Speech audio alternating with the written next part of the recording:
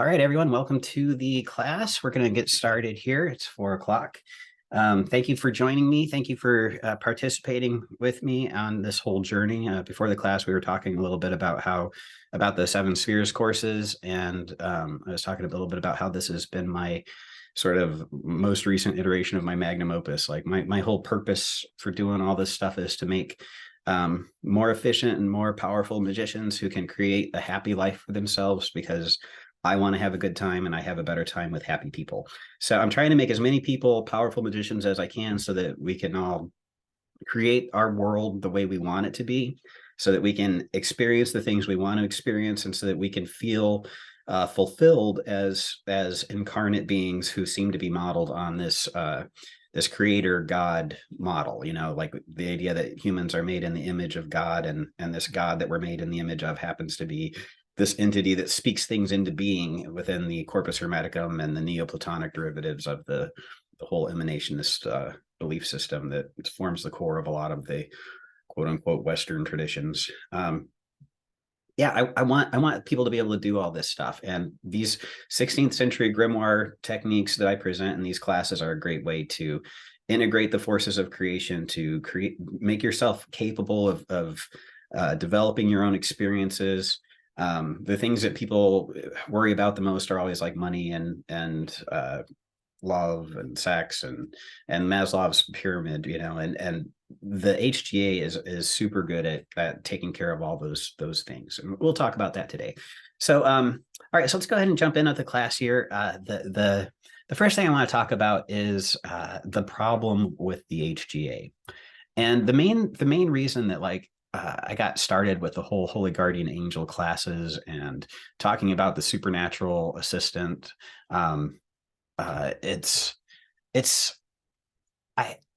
When I started doing magic and really started getting into this stuff, it was probably in about 2006, 2008. And there were a lot of Yahoo groups where we were communicating with one another. Like it was me and Jake, and there was a guy named Sadkiel at the time.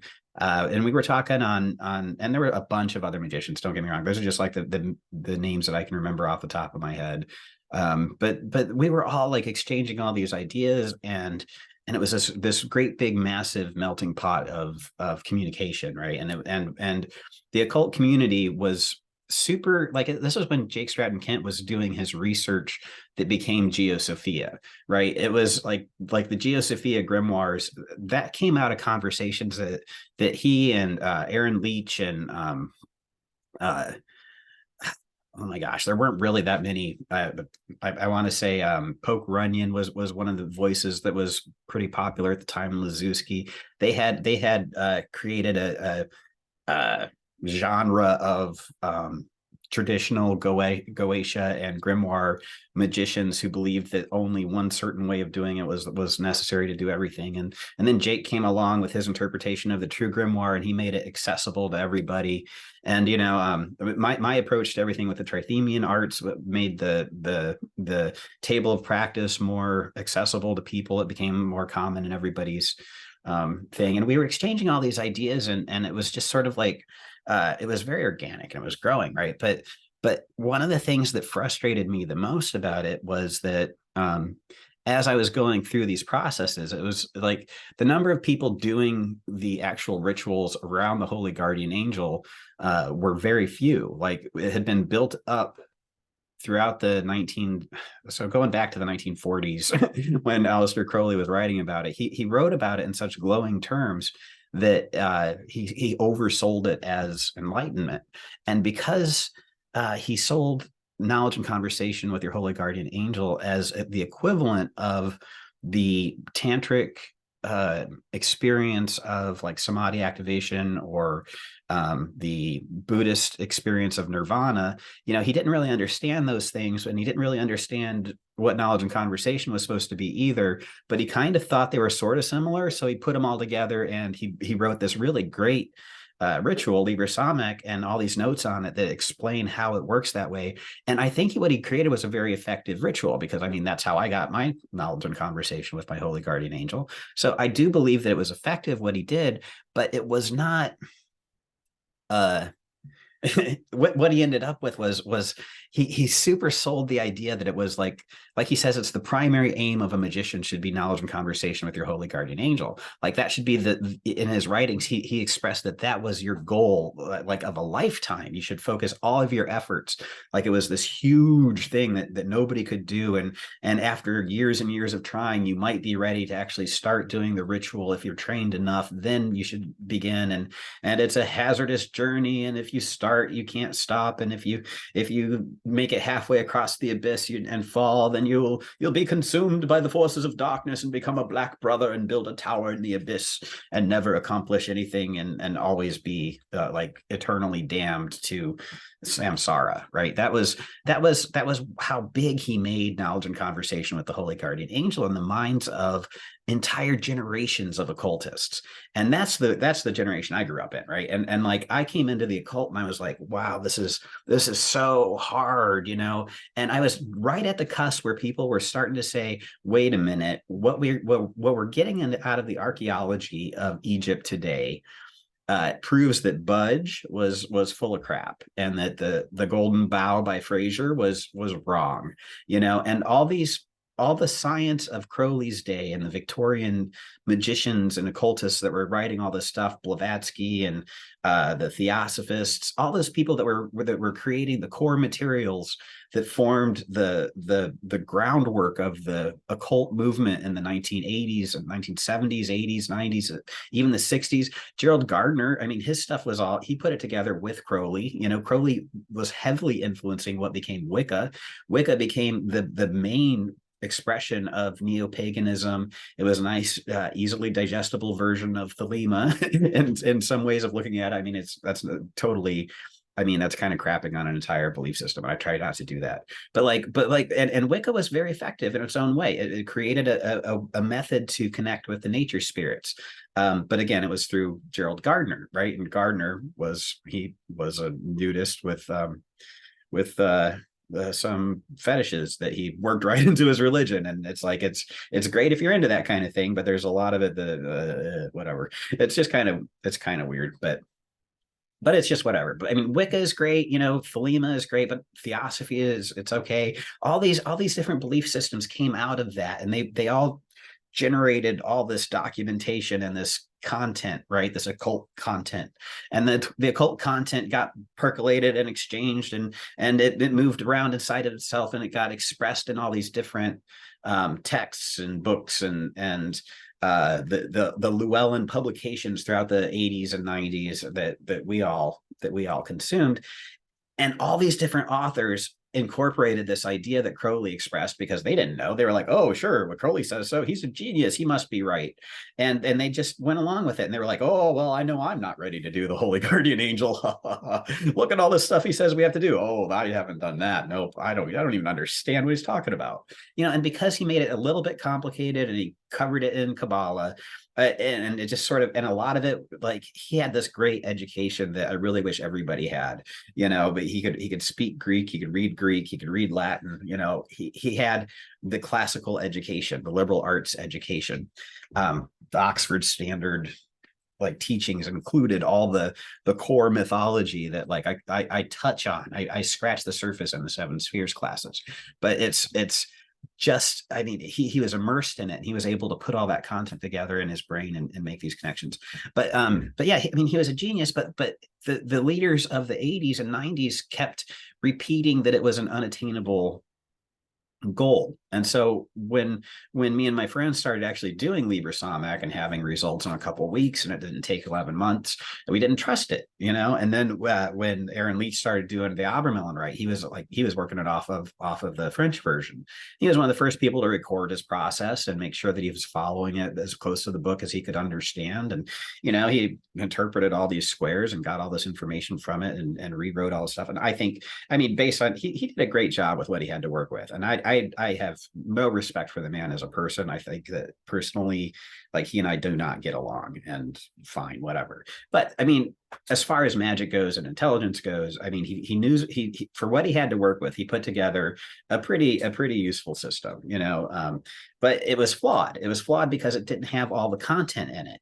The French versions of the manuscript were incomplete, and around the time that I'm talking about, 2006 to 2012 or so, that's when the Den version of the Albermelin Rite came out.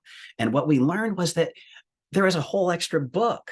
There are 4 books, and it wasn't actually this ceremonial magical book. It was actually more like a receipt book, and it was a very practical system of magic that was not about initiation. It was not about Tiferath. It was not about attaining this impetus that pushes you across the abyss.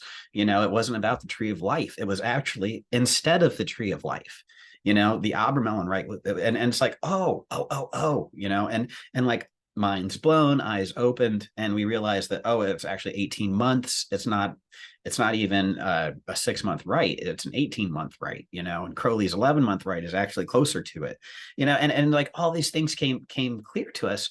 And at the same time, Betts's translation of the Greek magical papyri got super popular. Like all of a sudden, like we all realized that we had this gift of instant spells that were incredibly useful and practically effective in the same ways that they were for the 1st through the 3rd century magicians. So we're expanding our minds into all this stuff, and we're actually putting these practices into place, and we're testing the theories. And what we're finding out when we actually started doing it and comparing our notes, and this was key, I think.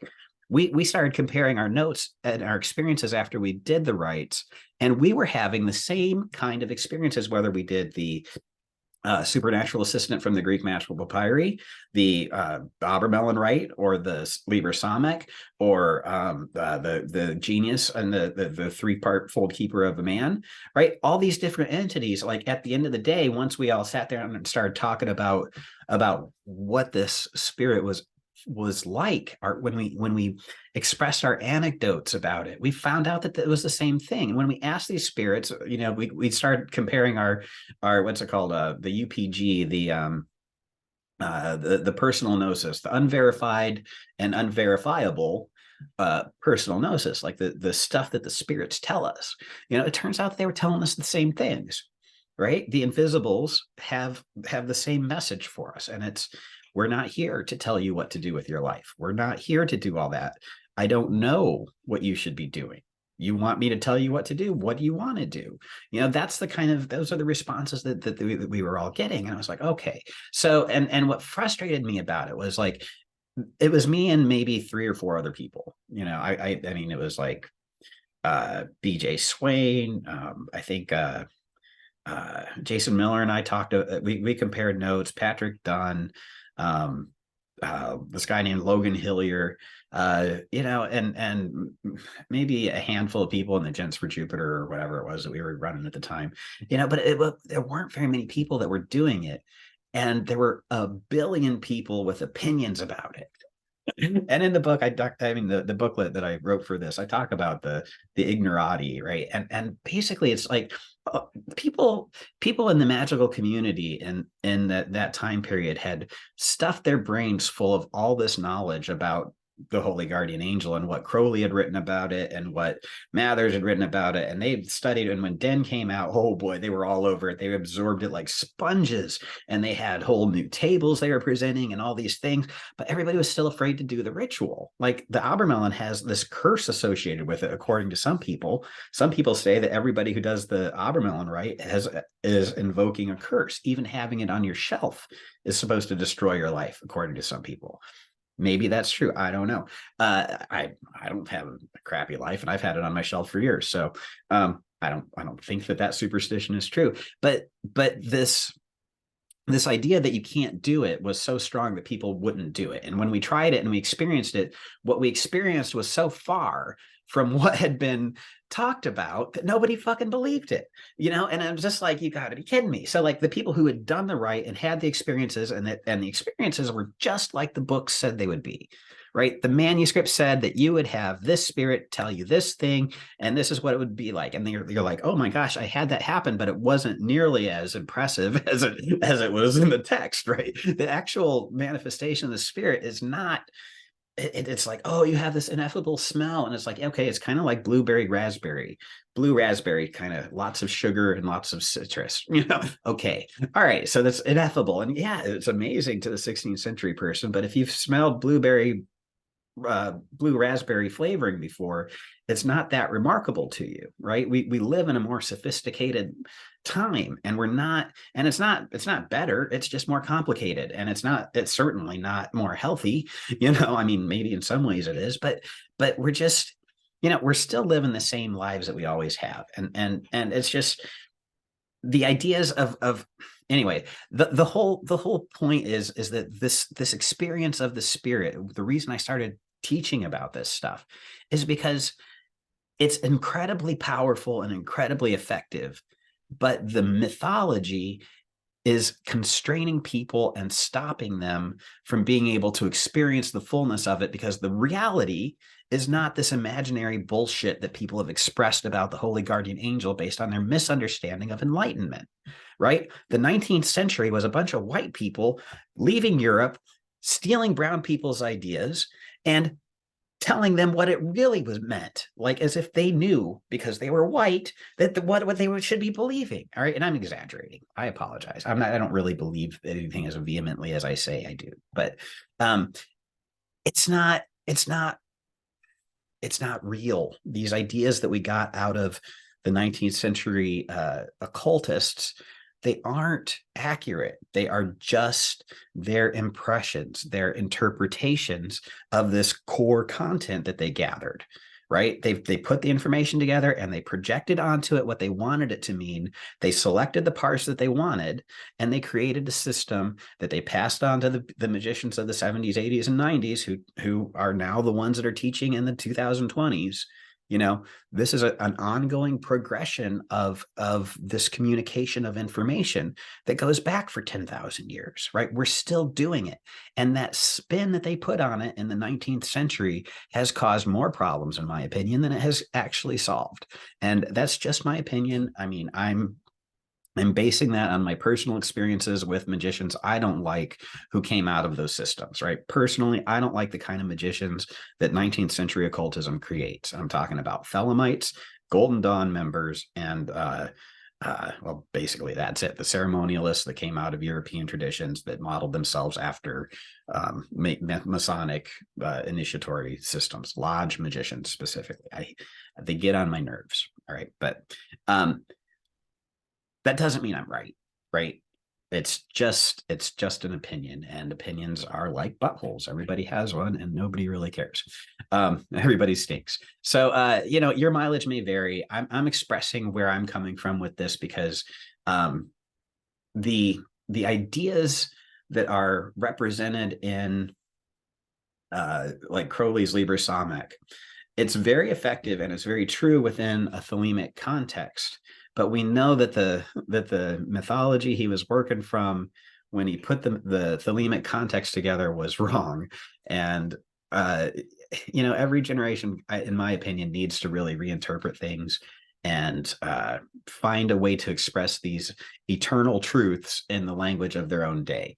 And this is my attempt to do that. It's sort of my attempt to shake things up and perform the Solve et Coagula to really start to go back over this stuff. I didn't even start my I haven't even gone through my presentation yet. It's still on the main slide. I'm sorry. So anyway, the problem with the HGA. So the main problem with the HGA is that it's been misrepresented as the Enlightenment of the West. And that's basically what I'm talking about. The posturing of the ignoranti, right? The ignorant people who think they know all about it, who have never done it. So in that time period, there were a lot of people that had a lot of opinions about what the Holy Guardian Angel was and what your experiences had to be. And if you didn't have that opinion, or if you didn't have those experiences, or you didn't agree with them, you were just wrong. And they dismissed your opinions and your beliefs and your arguments without having any context and without ever having done the ritual.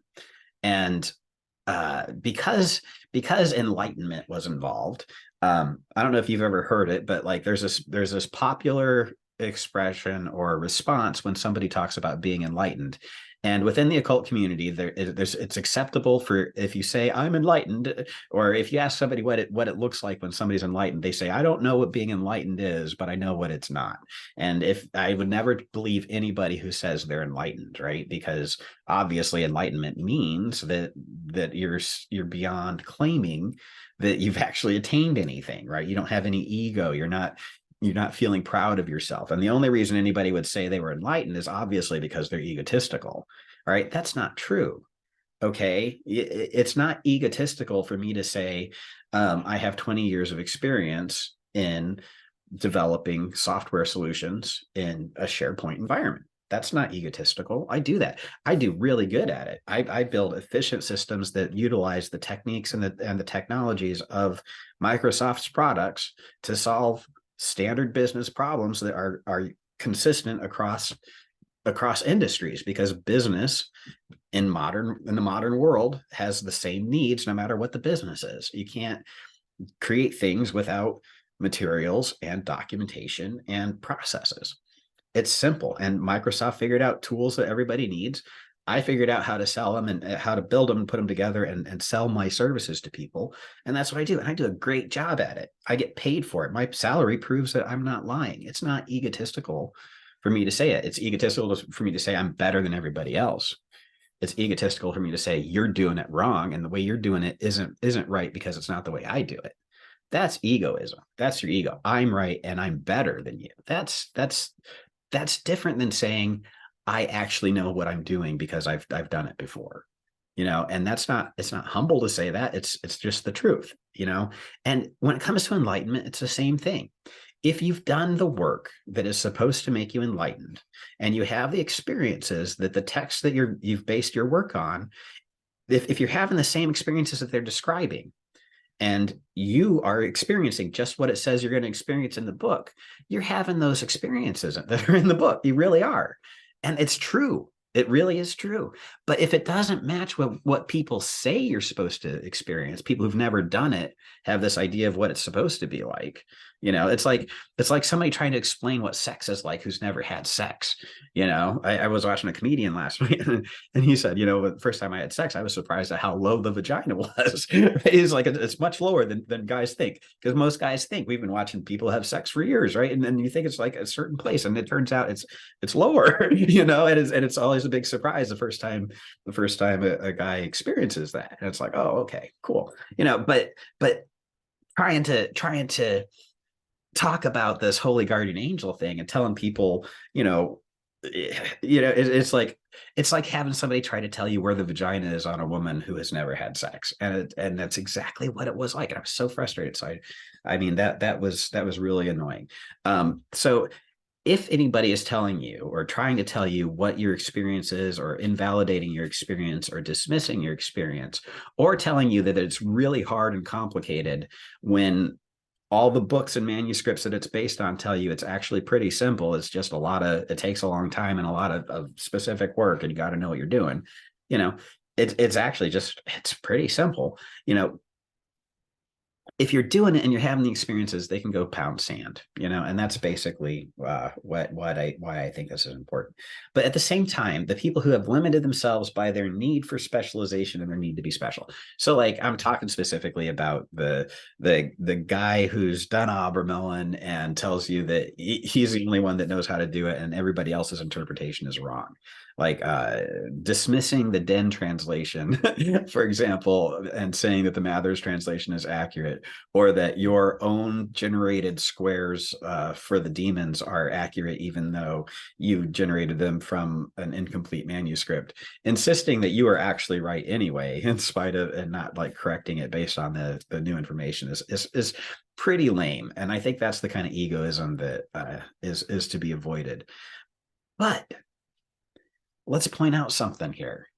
These people who are acting egotistically, who are telling you that their way is the only way and the only right way, and they're dismissing 10,000 years of evidence that says that it's not, they don't they don't represent the kind of enlightenment that they will tell you that the holy guardian angel is supposed to bring you, right? If it really did what they said it did, they wouldn't be telling you the way they do that you're wrong, because they would know that you're not. So anyway, it kind of proves itself to be, it's the kind of thing that proves itself to be what it is. So the reason I've showed you that, so now that I've explained where I was coming from when I put all this together, the reason I showed you all that stuff about the Fravashi and Zoroastrianism and all these entities across time and place is to sort of do the whole great work process of solve et coagula. We're dissolving your old ideas and reforming them around something that's attainable, that is effective, that can be put to practical use in your life. Because these ideas that the holy guardian angel creates an enlightenment experience are false. And when it fails to do that, you're going to think that you failed to accomplish this. What it does instead is awesome. It's great. The idea that we needed to be enlightened to do magic is not true. Magic is not about spiritual enlightenment, and that's something that's not going to be very popular amongst a lot of people. But I'm talking about traditional magic from the PGM, from ancient Jewish traditions, from the Canaanite traditions, the Greek magical traditions, all throughout that quote unquote Western culture. The whole thing I don't know, it's much bigger than enlightenment. I'm sorry, let me rephrase that. It's much different than enlightenment. It's concerned about a completely different set of things. It's about natural powers. It's about nature. It's about understanding elements. Like all of our approach has earth, air, fire, and water in it. We're trying to figure out the science of things. We're trying to wrap our brains around the process of manifestation. So much of our occult tradition in the West is about the chain of manifestation and the planetary spheres that an idea descends through and gathers and condenses and creates and mingles and creates this experience, right, of a myriad, a rainbow of different colored lights coming together to create an overall experience, right? Yeah, it's I lost what I was trying to say there. Sorry, but anyway, the whole point of all this stuff, right? The reason we went back over this is because it's one thing, right? I'm sorry, the magical tradition of the West has always been about taking care of how we create our lives, right? Understanding the processes of manifestation and the elements that are the pieces and parts, how they merge, and what to do to create a new life based on our understanding of the pieces and the parts and how they fit, right? Like this knowledge of all this hermetic lore, like, is supposed to teach us how to create what comes next. The supernatural assistant, the role of this entity in the West evolved to help us do that, to understand what the pieces are and to help us put them together and to help us create our lives. It's not about understanding things so that we're separated from it and we don't feel pain anymore and we attain these goals that we don't even understand in the Western cultures that we've adopted from the East. We don't understand what nirvana is and what the joy of dissolution is. Why is that good? It's kind of like nihilism. It's sort of sad. We don't really understand what the transformations of the Chinese monks in Taoism are going to accomplish. We don't know what Dharmakaya does. We don't really understand Dharma. We don't really wrap our brains around that. And part of that is because we want it to be one thing. We want Tantra to be one thing. We want there to be 7 chakras or 3 chakras or 5 chakras, but one number of chakras. But really in Tantra, there's different systems with different numbers of chakras, and they're all valid within their context. And we don't like that. We want it to be simple, and we try to simplify things, but it's not simple, right? So this conflation of ideas And this conflation of properties of this assistant and the goals of our magical traditions, our occult practices, by putting it all together and saying we're all trying to do the same thing in different ways. I mean, in some ways that's true. We're all trying to make sense of things. We're all trying to create a good reality. We're trying to lessen our suffering and increase our joy, right? That's a shared experience, I think, across all cultures. We all want basically to improve the quality of our experiences so that as few of our people that we care about are damaged as possible throughout the experience of their existence. That's the human drive, and our occult practices are all about making that possible, or helping us attain the wisdom that we need to be able to achieve the attitude and the perspective that's necessary to create the life that supports the tribe, right? That supports our culture, that supports our West, or our East, or our China, or our Japan, or our America, or our local Native American indigenous populations. However our human beings manifested, we created a system of magic that supported our daily lives. It was never to take the place of our daily lives, at least amongst the West. It was always about making our daily lives better and helping us attain our true wills, our desires, whatever the eros urge that we had to create things was. And that's what this assistant was there to accomplish for us, was to manifest our desires, to create what we speak, what we imagine. But and the other cultures that we were taking things from, the idea was more about leaving behind all of this existence, like overcoming the sorrows, attaining a place where you don't incarnate anymore, so you don't have to suffer anymore. It wasn't about creating a world that you can enjoy. It was about escaping a world that was full of pain. And honestly, the world sucks sometimes. I get it. I don't want to suffer anymore, but I mean, it's just, I think that there's more, I mean, I kind of think a lot of the religious beliefs that want people to be happy being poor are designed by the rich, and their methods of control. I think it's a manipulation. But when you embrace that spark of creativity, you end up with the tantras and the tantrikas and the spiritual mystics and the priesthood and the crazy people at the fringe of society who talk to invisible people and bring you answers from tarot cards. Those people around the edges of it are the ones that are anyway. I'm digressing again. Throughout our history, though, that entity has been with us, right? Especially within the West, we've had these myths and legends of our personal, invisible, powerful, magical friend, our guard and our guide as a species, right? And even in the East, like if you look at Shintoism, there's the kami that the Onmyashi would put together, like Abe, Shime no Abe. He was one of the Onmyaji. They're like these Chinese sorcerers of I don't know if it's Chinese or Taoist or whatever. Anyway, they're these sorcerers of Chinese descent, the Chinese traditions, Taoism, and anyway, they have kamis, and they have these spirit familiars that help them in a system, and they're there for them in the same ways that we have our spiritual assistants. But having these spiritual assistants that help us is something that is very it's not just Abramelin, and it's not just Samek, and it's not just any one thing. Every magical path, there's so I do want to touch on this real quick. The holy guardian angel is not essential to accomplish the great work or to be able to do magic.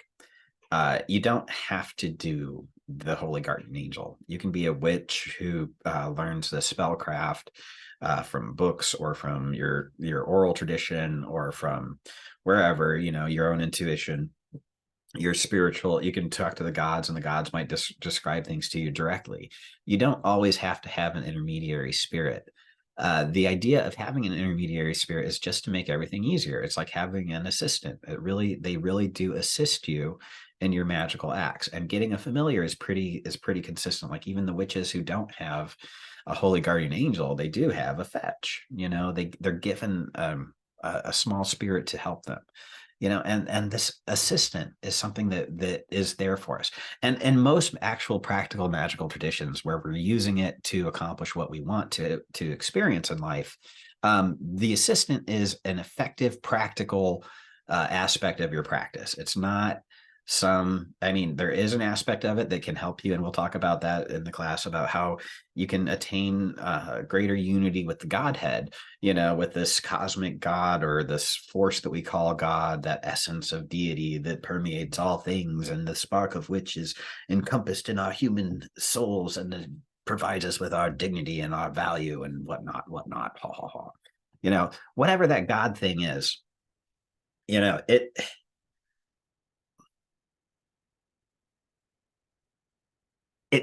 this entity can help us reconnect our consciousness to it, so that we can get that cosmic perspective on things, and we can sort of, I mean, I have this whole theory about how the whole point of the great work is to become the demiurge and recreate the entire universe according to your image, and that it's an eternal lifetime of whatever. And it's sort of, it's basically the same myth I had for the HGA, that once I actually did the holy guardian angel thing and didn't get enlightened, I'm like, okay, well, maybe if I do the 7 spheres initiations, I'll be enlightened, and that didn't work.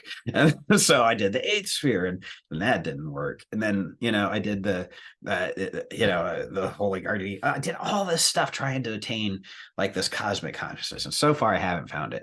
I mean, I think I get glimpses of it, and I feel like I'm more connected than I ever have been, and I feel like I know enough to when my body dies, I'll be able to keep going in my spiritual body, because I've done all the work to generate it. But I don't talk about that stuff in public too much, because it sounds it's crazy. But uh, the whole process of the great work, uh, it doesn't have to include a supernatural assistant. You can do it without the supernatural assistant. It just makes it easier. It's not, anyway, it's super effective to make things go your way more quickly, in my opinion. But it's not, it's there to do practical things for you. It's there to get you gold. It's there to help you get ahead in your job. It's there to let you know what's going on that impacts your daily life, and the daily dramas of your experience. It is there to help you out. It's there to put hands on people that need hands laid on them, and to remove obstacles, and to open doors, and to assist you in being successful in everything you're doing. Real quick, so there are a couple questions. Do I plan to give some more courses? Yes, I plan to give more courses, but probably not for a while. I'm going to take a break, and also probably do smaller chunks than just like all of everything I think about everything. Let's see. Why is the experience with HGA so different for so many people? So this, I'll touch on this actually as part of the lesson. So we'll hold off on that one for now. All right, moving on. Solvate coagula. So going back to that, I'm trying to dissolve your previous beliefs about it. If you had those preconceptions, I feel like today a lot of like the newer magicians I'm meeting, they don't have the same preconceptions that I had when I was coming into it, and it's great. You guys have a much more plastic approach to things. And I don't mean like that in a fake way, but like in like malleable, soft, and like able to adapt to things. It's open to receiving information, and it molds itself to the facts of what you experience, rather than your preconceived notions. And I feel like modern magicians are a lot more malleable than we were back in the day. And it's great. And I feel like I'm not like that. I feel like I'm better than other people, of course, but reality is probably not. But whatever. So real quick, I don't know if I need to do this as part of the class, but I have this review slide in here. This is why the Solvate Coagula is why I went through and reviewed the history of this tutelary spirit, or the magician's assistant, all the way back to the Fravashi of Zoroastrianism, right? And we talked about Socrates' daemon, the genius of Plotinus, or that god that it had that was conjured by the Egyptian priest, and like it was a very traumatic event for the poor guy that was supposed to take care of the birds. The multiple references to the rites in the Greek magical papyri that are good to get an assistant. We found the genius, or the threefold keeper, in Agrippa, and the most famous holy guardian angel of Obermelin. And we saw how Mathers and Crowley brought the concept into our modern occult realm. And all of these people across time had this one individual invisible assistant that helped them succeed. And I really want people to understand that this is our birthright. This is our heritage. It's an option that we have at any time if we want some help with things. And it's an initiation. It changes you because you have help, right? And when people who have help, people who've had to rely on themselves their whole lives, they don't know what it's like to have help. And a lot of people a lot of people have been abandoned and rejected and been told that they're not worth helping. Getting over that is a major part of this whole initiatory process that is necessary for you to be able to receive that kind of help. And especially in Protestant countries, the rugged individualist, the stubborn self-taught person is never going to have a good time trying to attain somebody who's there to actually help them because they love them. And that's very much a self-esteem issue. Which touches back on why the experience of the HCA is so different for so many different people. We project so much onto it. All right, so across time, none of those beliefs did the tutelary spirit take the place of the gods, and you never stop worshiping the other gods to embrace your holy guardian angel in any of these traditions. It's always there serving, either like the holy guardian angel of Jehovah that Jehovah sends is there to serve Jehovah and teaches you about Jehovah. The supernatural assistant of the Greek magical papyri puts you in touch with the other gods. It helps you get Hecate's attention. It makes sure that you have Cerberus's stake. It makes sure that Hermes, the almond, the ebony wand that is sacred to Hermes is represented in your astral temple. All these things are there to help you with the other gods. It doesn't take the place of them, even though it had so many of the powers that the gods had. It gave you power over smaller demons, right? Like the supernatural assistant would be able to cast out spirits, right? It would be able to identify spirits that were inside other entities. But it was like one Greek magical papyri spell refers to it as a god, like a theos, right? But it's not like an Olympian god or a Titan or a universal. I mean, it is an expression of a universal divine, but it's a little g god. It's not a big g god. What it boils down to is this invisible intelligence that first of all, it protects us. And I want to talk about protection, because what it does is it basically it saves our ass from stupid mistakes. And yet we can see that people die from stupid mistakes every day. All right, so everybody's holy guardian angel is not saving their lives.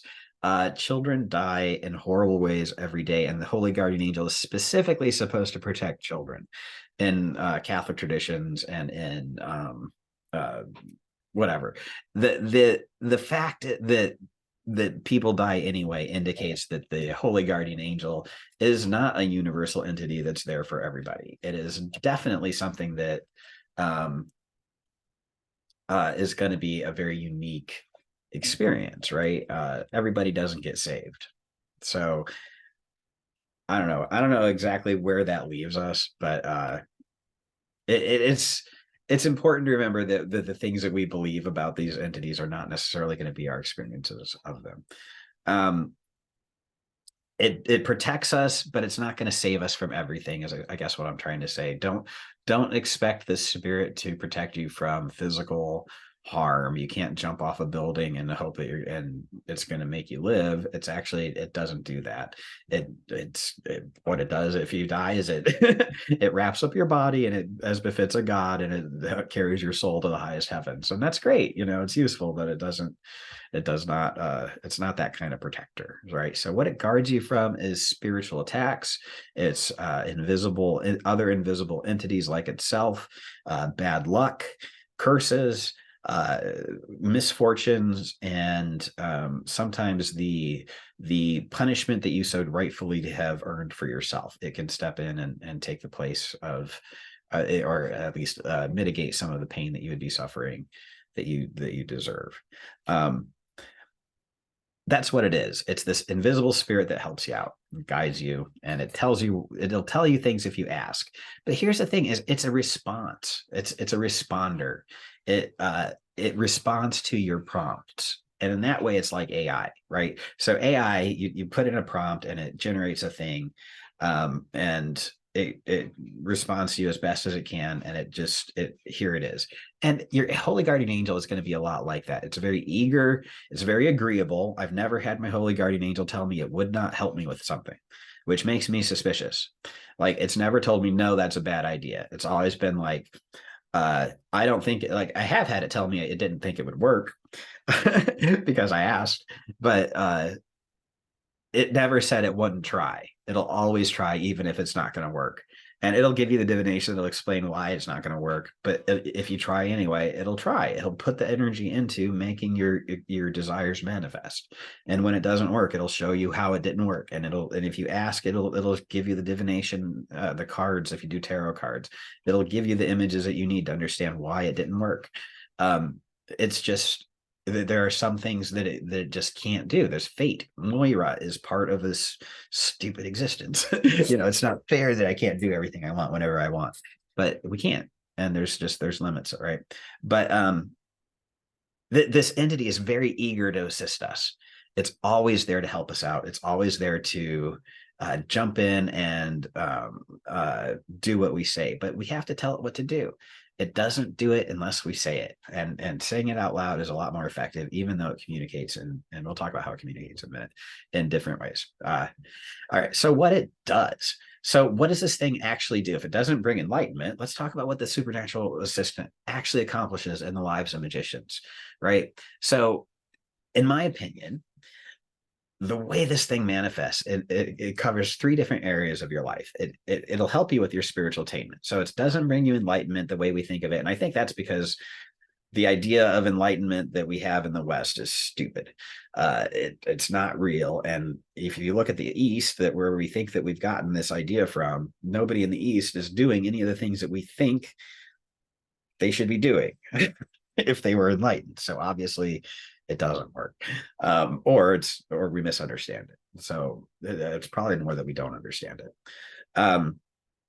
So yes, it can help with your spiritual life, but what it does is, so in the Dervani manuscript, in Iamblichus, in within the Neoplatonic tradition, there's this idea that our consciousness is an expression. It's like light in extension. It's the light of the divine source of all things is expressed through the spheres into a conscious awareness as a soul that is made in the form of God, and it creates as it speaks in the same way that God creates. It's sort of how it is. And the idea within this belief system of the Western occult tradition is that by doing spiritual practices, your consciousness can vibrate at the same level as this cosmic consciousness, this thing that is expressed through the formula of Yud He Vav He, or the headless one, the Zeus, the all in all, Zeus the head, Zeus in the middle, Zeus the all in all, Zeus, the essence of God, right? The nous mind, right? That can be, you can attune the vibrations of your soul, the harmonies of your mind, can, through initiation and through spiritual practice and the pursuit of godly things, the pursuit of what did he call it? The divine Pymander calls it the piousness. The pious people, those who pursue communion with God, they attain it. If you try to be at one with the universe, you have experiences that make you closer to being at one with the universe. And that's what I teach in a lot of my courses is the methods of doing that, because that's what we're trying to do is focus that whole energy of the universe on creating our experiences. That's what magic does. forces the forces of nature, to force the forces of nature to do the things that we want it to do, to force our life to be the way we expect it to, you know? So that attainment, that spiritual attainment, these spirits can assist you with that. They can grant you these initiations that make you more powerful and more effective, able to change the world more than other people, more than you were able to previously. These spirits can help with that. So that's what it does. It can do that, but again, you have to study it. So there's a spiritual attainment aspect that actually can address keeping your spiritual body together after your physical body dies, right? And Heart Drops of Dharmakaya, there's a tantric method of what's called the rainbow body that you attain when you've performed all these spiritual experiences in the Eastern traditions, right? I've asked my holy guardian angel if there's something like that in the West or whatever, and our ideas that we could tap into to have that happen. And when I asked that, I all of a sudden I found this Italian manuscript about focusing the light of the sun into your solar body, and through sex magic creating a spiritual vessel that absorbs your consciousness when you die, so that you can go on to become a powerful dead. How cool is that?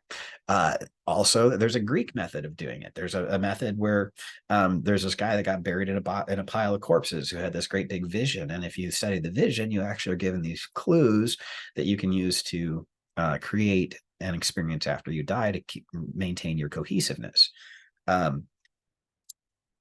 Anyway, these there's an option. You don't have to do that. You can release your cohesiveness and return to all things, right? And what are these manuscripts called, and where can we find them?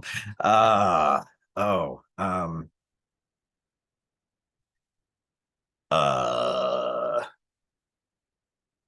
know. You don't know what I think about it. So like the Dervani manuscript talks about it, and throughout the Greek natural papyri, there's some mentions. I don't know. Actually, the Italian, that manuscript. About the bodies of light. Okay, so the Golden Dawn has so these are Rosicrucian texts that came out of these Rosicrucian groups in Italy. I don't know what the name of it is. I can't really point it to you. It's a controlled document. If you're familiar with the Golden Dawn, there's a group that is run by a man named David Griffin. And David Griffin, no, this is the Alpha and Omega Golden Dawn. He's got some issues. I don't like him very much either. But he aligned with these Italians, these two witches from Italy that had access to this manuscript. And this manuscript that they had, basically, and this is they just found it in the library. Right? They say they're part of this ancient Italian witchcraft tradition. I don't know if that's true or not, but regardless, they do. I believe they have admitted that they just found it in the library. It's there, but it describes this method. It's a Rosicrucian method and it's basically just like esoteric alchemy. I can't give it to you because I only saw it because my friend was in this group with David Griffin, and David Griffin had gotten his hands on the manuscript and he gave it to my friend, and my friend was in the Gems for Jupiter and he passed it to me, and I got to look at it, but it was a few computers ago and that PDF is gone now, and I can't remember the name of the manuscript, but I could ask him what it is and I can send it out to you if I remember to do that, but I probably gonna forget. So Joey, please ping me and I will definitely try to remember to do that. So yeah, okay, so good, okay, but yeah, so it's complicated, but I will see if I can track that down and get that to you. But it's not, I believe I found it on the internet since then. I just can't remember what it's called. But yeah, also in the Flying Scrolls, if you look through the Flying Scrolls of the Golden Dawn, and the Zamboni, something about Zamboni. I think there's something in Zamboni that talks about it. But it's pretty obvious that you just if you look through the Tibetan Book of the Dead and the Egyptian Book of the Dead, the rituals are about keeping your body together after you die, right? And it's like after the body's gone, how do you maintain a continued cohesive experience of your existence? Because our ego is so afraid of dissolving or whatever, and it's so important to maintain what we were. whatever. I plan on sticking together when I die because I want to. I'm having a great time and I'm enjoying all this. And I feel like that's just, I'm carrying on a tradition that I've been doing for many, many lifetimes. I'm not sure if it's true or not, but I like the idea of it. So anyway, uh, uh, in addition, right? So let's get back to this thing. So what it does, it helps you attain spiritually. It helps you remember your past lives, for example. It can do that.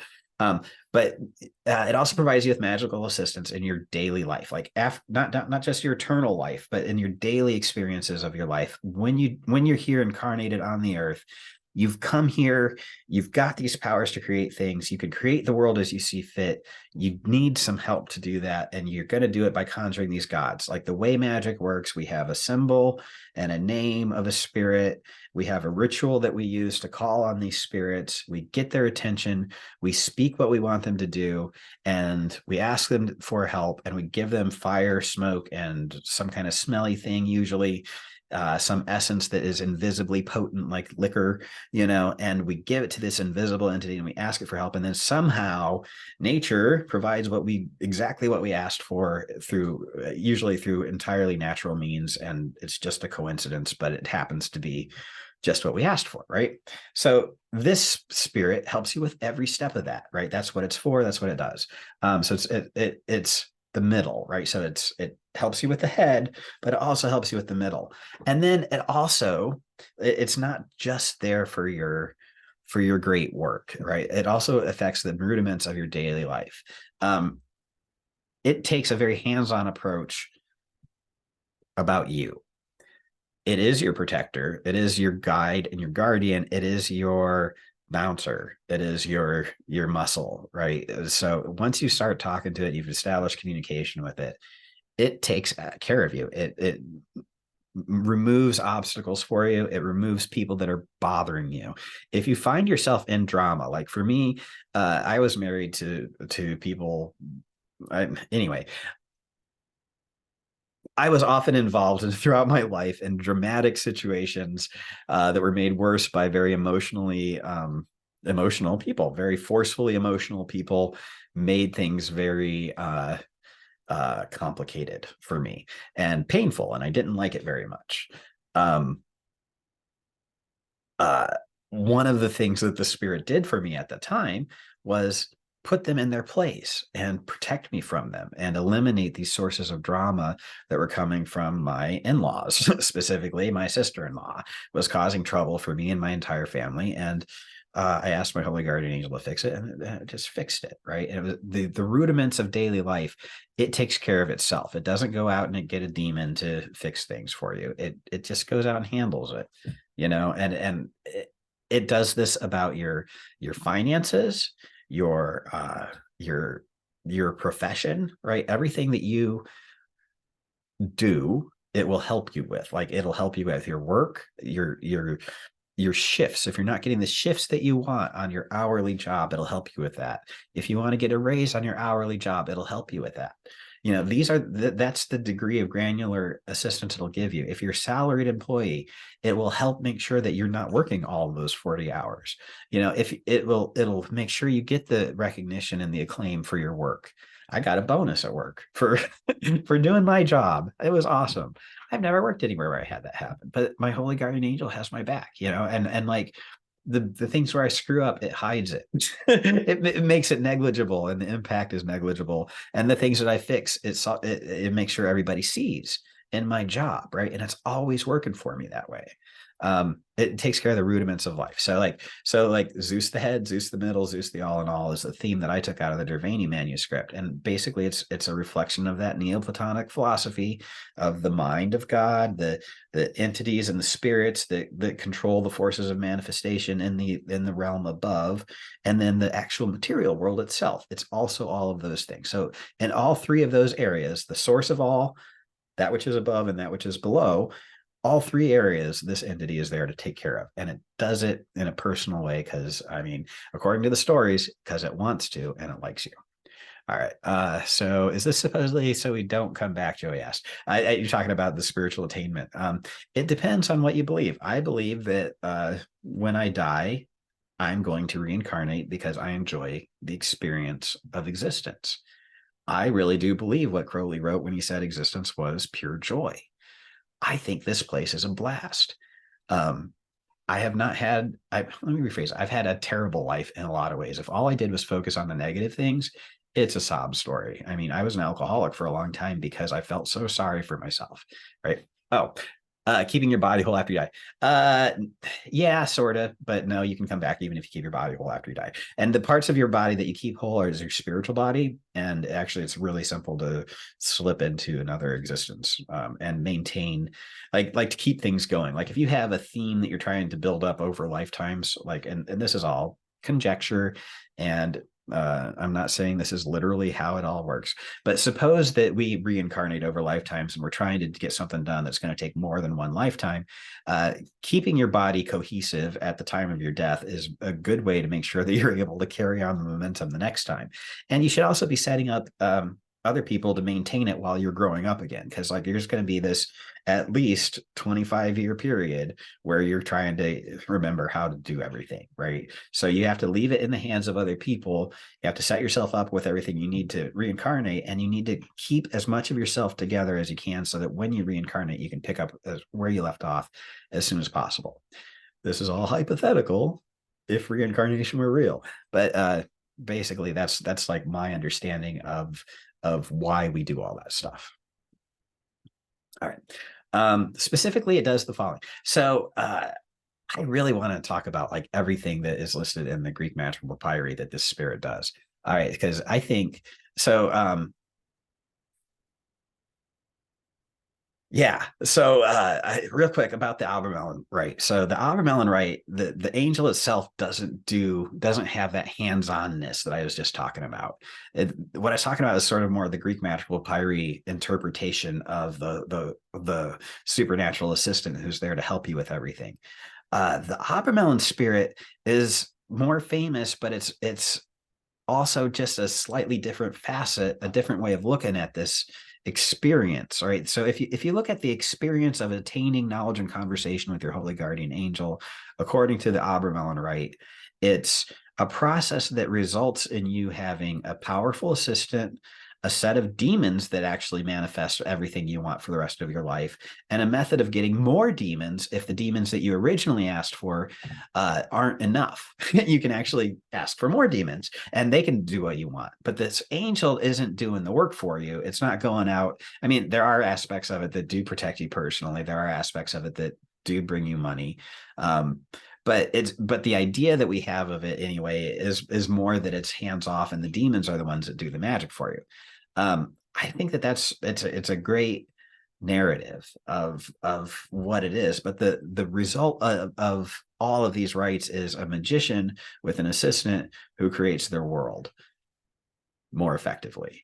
And if you look at it that way, it is the same thing, but specifically it is different. And when I say the holy guardian angel is going to help you do all this stuff, and you say, oh wait, if I look at Abramelin, that's not what the holy guardian angel is. The demons are technically the ones that do it. Yes, you're right. That's specifically true. But regardless, I kind of see it as sort of the same thing because at the end of it, you're a more powerful and effective magician. So that with that understanding, I grabbed the Greek magical papyri, the spell of Nuthis, because it actually has this whole list of everything that the spirit will do, and then after that, it has a summary. So all that stuff is in here. So we'll go ahead and pop into that. So I've made this set of tables that actually has on the left column, it has all the skills of the spirit. And I've analyzed it across the head, the middle, and the all in all. So like those three areas of life that I was talking about that the spirit can help you with. Your spiritual attainment is under Kephale. That's Zeus the head. The head is Kephale. Mesos is the middle. That's the other spirits in the realm of the gods, the archangels, the elementals, the aerial spirits that reside between the earth and the heavens, the spirits of the underworld, the spirits of the Grimorium Verum, the spirits of Goetia. All of these spirits, they're intelligent aspects of this divine consciousness that somehow have the power to cause your material experiences to change.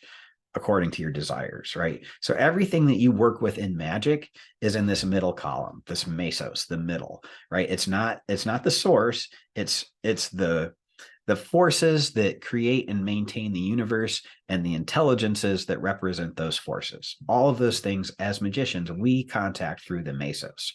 And the mesos is the middle, right? Zeus the middle. And then Pantocrator is everyone and everything else. So every other aspect of creation, the physical rocks that we manifest things upon, right? The existence itself, the backdrop, the material objects, the nouns upon which we verb, that reality, all that stuff, that's Pantocrator. That's still Zeus, but it's Zeus the all in all. It's that essence of God that is in all things. And in the New Testament days, back with Jesus, there's this part where Jesus says, "If you don't worship me, the stones themselves will trumpet and triumph or worship the coming of the Son of Man," or something like that. And in the Book of Thomas and the Nag Hammadi text, it talks about the same thing, about how the stones themselves worship God. What was worshiping God was that Spirit of God itself, which is in the essence of all things.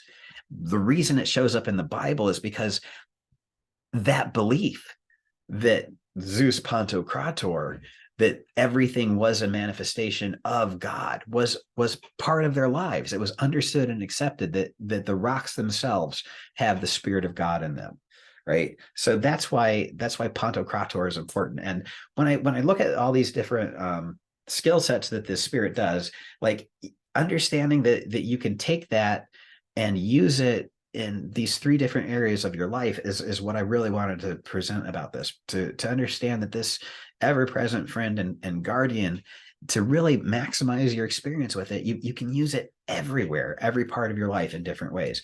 And this is by no means the quantitative end all be all list of everything the spirit can do.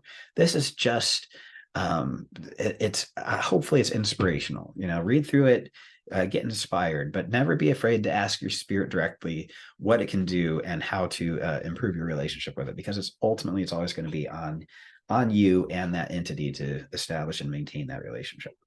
All right, so he sends dreams. So in the realm of the head, like the source of all things, by getting these visions, it can explain to you where you're at in the realm of everything. And when you're caught up in the day-to-day grind of things, it's very useful to be able to get a step back and regain your perspective.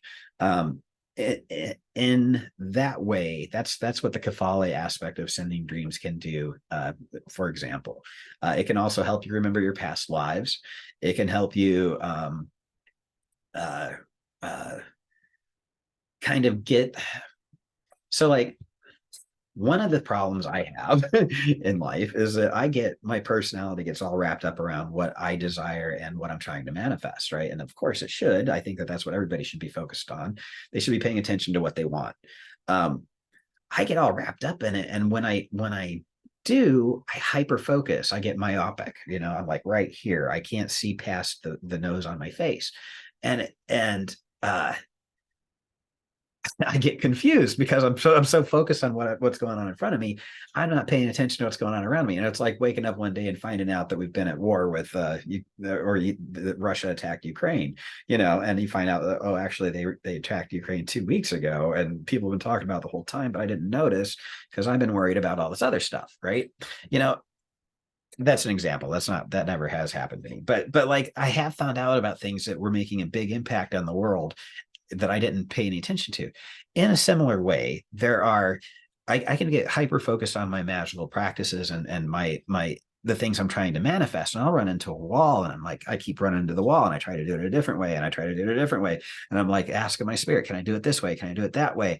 And nothing's working, and like sooner or later, I realize nothing's working, and I'm like, well, why isn't it working? Send me a vision to explain it. And it can actually take you out and be like, oh, okay, well, you should have asked earlier, but like, this is what's going on with fate right now. And there are powers at play in our lives that we are participating with that we are never going to have any power over, right? The power of magic is the power to influence our forces of creation along the lines of what we want. But you are doing magic and I'm doing magic, and you're creating your reality and I'm creating my reality, and it overlaps. And sometimes it conflicts, right?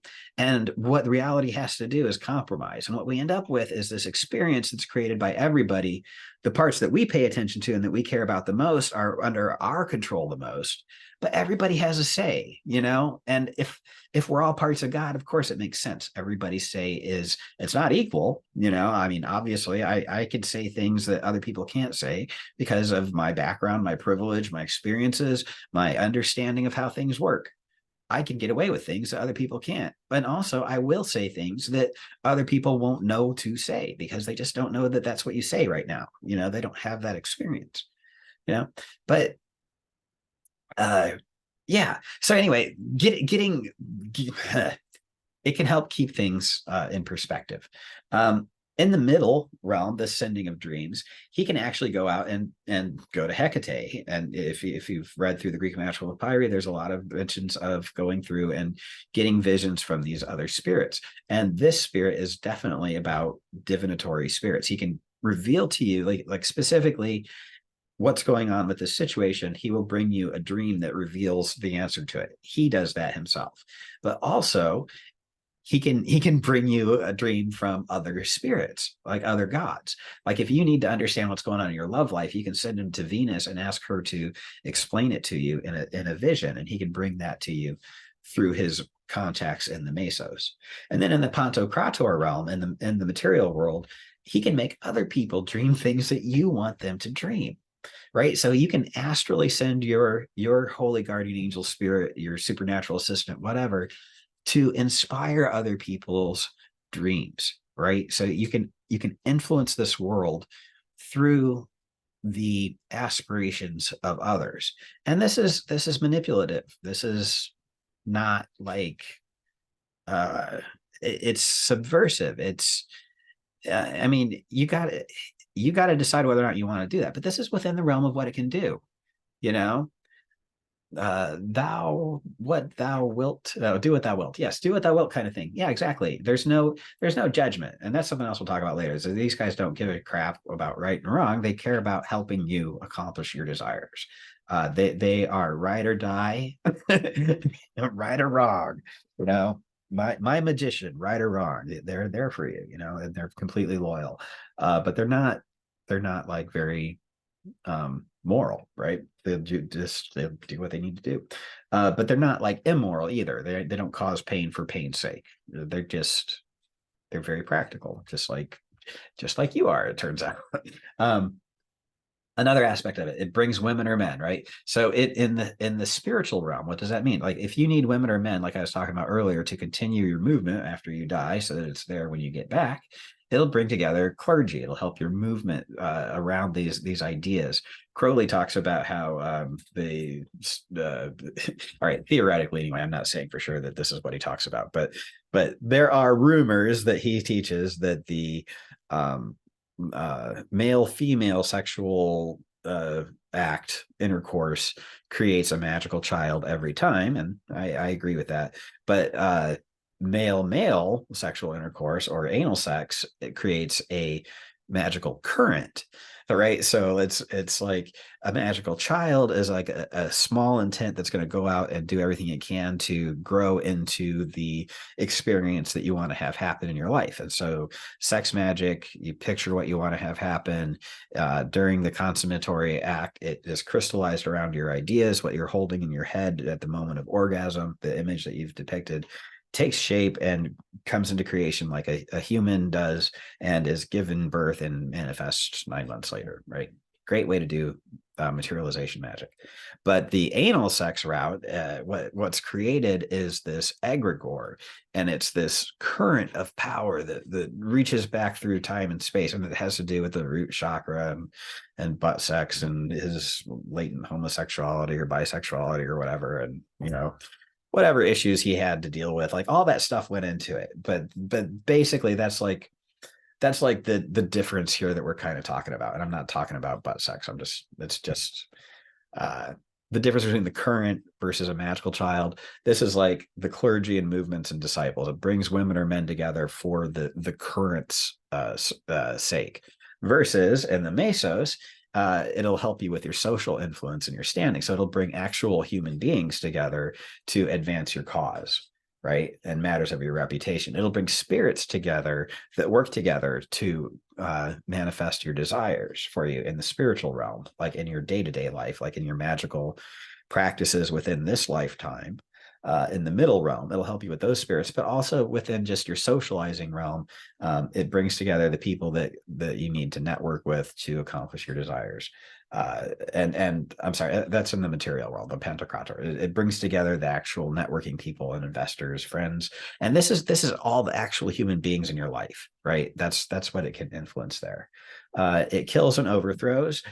So there's in the spiritual realm, there's this mystery of the demiurge, where I was talking about earlier about how like I really do believe we're trying to overthrow the demiurge and replace it with a more pure version of itself, like the idea of escaping samsara, or creating a world without suffering.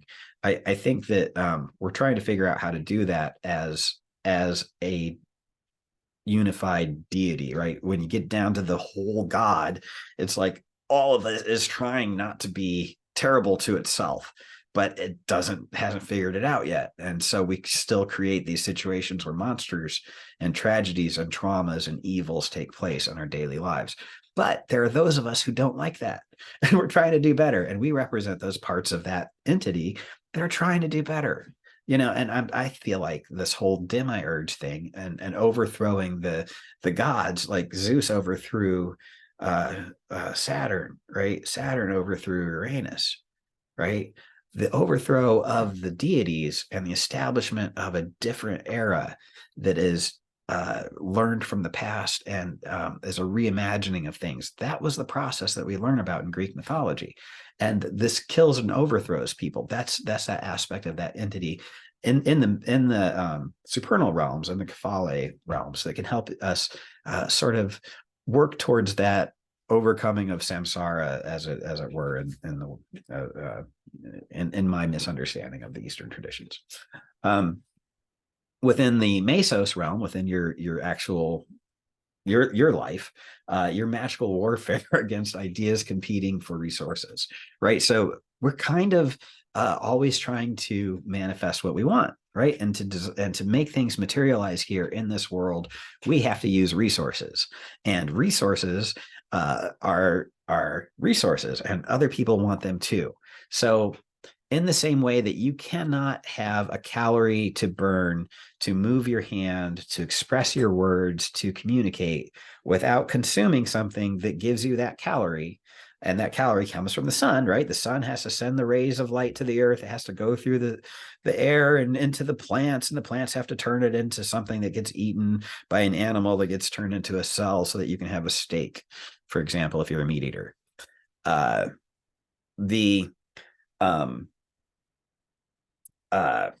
That taking of things, that taking of the resource so that you can communicate, so that you can create what you desire in the material world.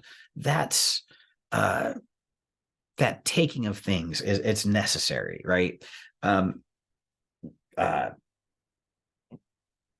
You can't help but fight for resources, and this spirit can help you in the spiritual realm make sure that all the resources you need are aligned so you can get that done. It eliminates enemies and situations stacked against you. Like in my work environment, yeah, a terrible situation has been overthrown at my work environment recently, and it was just a toxic manager who didn't know what he was doing. Basically, something happened, and he changed his entire approach, and he's now doing exactly what we all want him to do in our department, and he's behaving in a great way. And it's like everything shifted, and it overthrew this entity. And I specifically asked it to fix this problem. It overthrew a tyrannical structure and replaced it with something that was much more liberal and fair, and utilized the resources that we had available to us in a better way. So anyway, he raises up winds from the earth, right? So in the spiritual realm, he can lift us to the heavens. With other spirits, he can gather those spirits together and help us out. Like, and he can also help us with our initiations, right? Raising up winds from the earth can symbolize rising through the seven spheres in a personal initiation thing in the realm of the Mesos. In the realm of the Pantocrator, it literally alters the weather. I have asked it to send winds, and it has sent winds on a completely still day. Very useful spirit. I'm going to move through these a little bit more quickly because I'm kind of getting tired and my throat is sore. Brings gold, silver, copper, and gives it to you whenever you need it. So, in the Kefale realm, if you develop this aspect of manifestation and materialization, you'll never go hungry anymore. And this is a manifestation of an aspect of spiritual attainment that is reflected in it's the Arbitel, where the spirit of Ak is described, and this is the solar intelligence of the sun. It says if you inscribe his seal on gold, your purse will never be empty. And I did that on a gold ring and years and years and years ago, and I've never been broke ever since. Never have been broke ever since. Like I think I had like a couple of times I've been overdrafted, but my savings were sufficient to cover it. That's great. What this thing was supposed to do is make sure that your purse is never empty.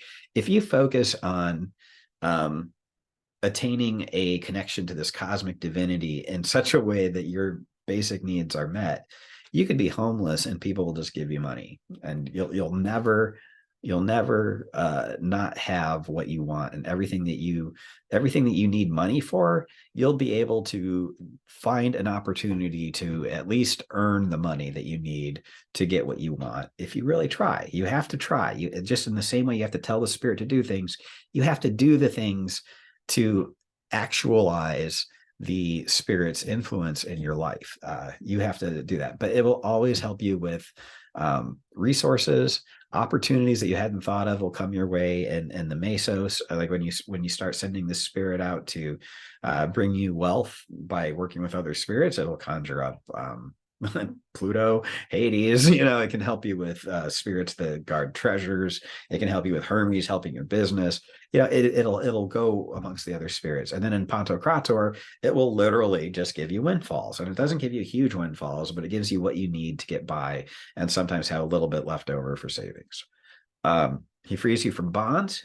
Spiritually, he can release you from addictions. He can release you from situations with people who make you feel trapped, relationships that are toxic. He can release you from generational curses, for example. Like if you grew up in a body that was born to a family of people who were abusive, who had been learned to be abusive for years, you are instilled with patterns of destructive behavior. He can free you from those bonds. In the Mesos, we work in a world full of magicians, and we are cursed all the time. It's unfortunate, but people are petty and vindictive, and they will send, like, if you look at root work, if you look at hoodoo, if you look at voodoo, and the like the brujo culture, the curanderismo culture. If you look through the grimoires of the European traditions, if you look at the actual history of the ceremonial magicians of the Golden Dawn, magicians curse each other all the time. That's what they do. They get mad at each other. We're petty, we're vindictive, and we're manipulative, and we're all trying to accomplish our wills, and we're fighting for the same resources, or at least we think we are. So we get into conflict and we curse one another. So he will break the spiritual bindings that other people can send against you. So if somebody tries to tie you up spiritually, if you feel like you're not able to motivate yourself, if you feel like you're not able to get anything going for you, if you're depressed all the time, ask your spirit to release you from the constraints and the bindings that are tying you down. In the physical world, he gets you out of jail. Like if you've done something wrong that you deserve to go to jail for, he will find ways to get you off on a technicality. He can help you escape from confined situations. I'm not going to get into that. He's very useful for that, and it's ridiculous how practical he is with that kind of thing. He opens doors. So spiritually, he can open the gates to whatever heavens you want to go to.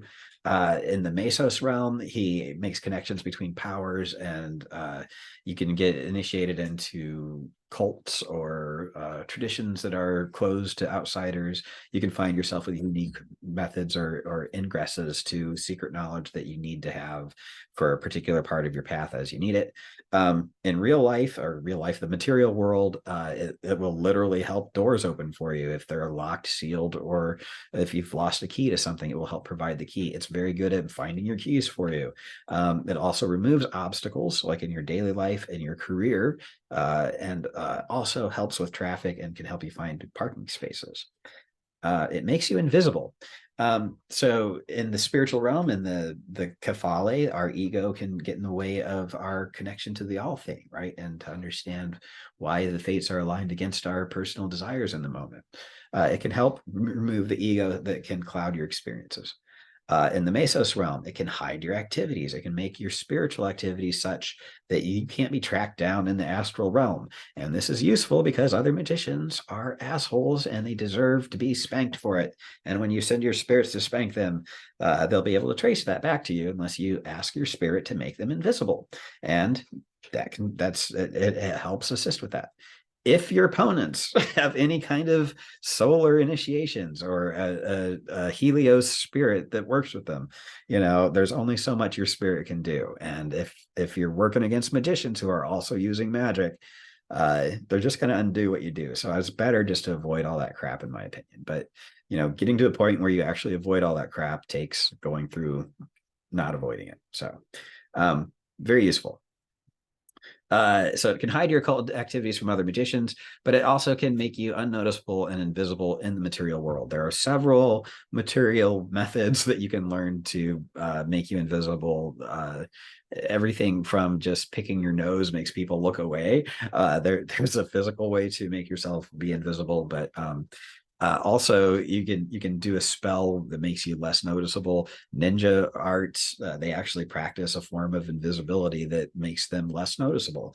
And you can create glamours and guises that makes it so that people don't notice you. And that the dangers of this, I actually made a car invisible because my tags were expired, and I didn't want the police to pull me over, and it worked. I didn't get pulled over, but I was traveling through New Jersey and I parked at a 7-Eleven, and I was right underneath a light in a parking lot, and this lady, like right in front of the 7-Eleven, this lady comes in and runs into my car, totals the car because it's a Volvo, and it needed a part that cost more than the whole car was worth. It's like $1,200 part, and it totaled it.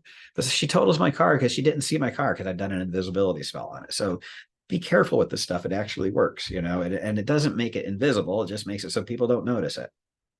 It blinds the mind. It doesn't change the physics. All right. So puts dogs to sleep or makes them stand voiceless. I'm not going to go through the rest of these. It's just going to take too long, but do go through them.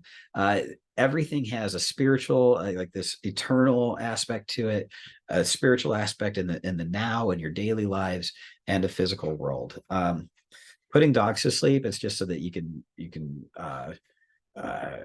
stop the guardians. Like if somebody has a guardian spirit that's protecting their treasure, or if there's an actual dog you need to quiet down. It's about making the things that are warning bells to other people, or anything that a dog does in the real world, anything that would be symbolic of in the spiritual or your middle areas. It would be there to quiet those things. Transforming you into other things. It can help you shift your consciousness around. It can help you with astral shape shifting, and it can make it's very good for actors, but it's also good for projecting to people things that you want them to believe about yourself so that you can get what you want. So it makes you better at manipulating people, but also better at clearly expressing aspects of yourself that you need to make the impacts that you want. Let's see. Carrying you into the air, it gives you a better perspective on things, and also, like astrally, it literally helps you rise through the air. Solidify rivers in the sea promptly so that you can run on them standing up. It's let's see, it keeps you from losing focus in the ebbs and tides of consciousness, right? So like it kind of like stops things from the sway and the tides of things that pull you in different directions. Um, in the spiritual world, he works with other spirits to make you succeed. In the physical world, so like I want to talk about this because like Jesus walked on water, right? This is the kind of thing that people want to do. And uh, this is what the spirit can do. And it doesn't work all the time. Like I've never walked on water. I've fallen into a lot of pools trying, but I mean, I don't know if it's possible or not, but I'm going to keep trying personally. Um, he will restrain the foam of the sea if you wish. I believe that has to do with Aphrodite. I believe that's an aspect of Aphrodite that it's constraining, and that has to do with the Eros urge to create. So sometimes you kind of need things to just let it be for a minute, and you can calm down the urge to create things. It'll pause the desires of others for you. If you're loved by someone you don't love, you can cause them to stop doing that. And it can also stop other creative projects from taking your life over. So the restraining the foam of the sea, if you wish, is sort of about stopping new creative things from uh, manifesting. Bringing fire, water, and wine. It's a sustenance during your dark night of the soul. It's there to help you. It can bring offerings to the other gods. That's one of its key things that I use it for. Every time I do a ritual, I ask it to prepare the temple for the spirits that are going to come and have all the rituals, all the offerings prepared that they want. And in real life, it just keeps you fed and sheltered and clothed. Like once you have knowledge and conversation with your holy guardian angel, there's only so far that you end up slipping in the societal standards. He stops ships in mid-voyage. This is about causing big changes across the all thing. Like, for example, with COVID, everything changed during COVID. After 9/11, everything changed for the world, right? So these big major sea changes that impact everybody's experiences on life, he can help with that. The middle, right? Influencing other people's occult activities, changing the conversation and the occult conversations in the culture, that kind of thing. It can help you influence that. And also trade and commerce. He can stop other people's businesses and help yours succeed, and also help you out with bureaucratic issues. Stopping many evil demons. He can overcome self-sabotage. He can actually stop literal demons who've been sent against you by other magicians. But also he can eliminate malefica. Like sometimes there's just you walk through a bad area, or there's a spirit that's pissed and is taking it out on you, or you've picked up a little astral nasty or some kind of thing that's causing you trouble. Let's see, calms wild beasts and immediately breaks the teeth of savage serpents.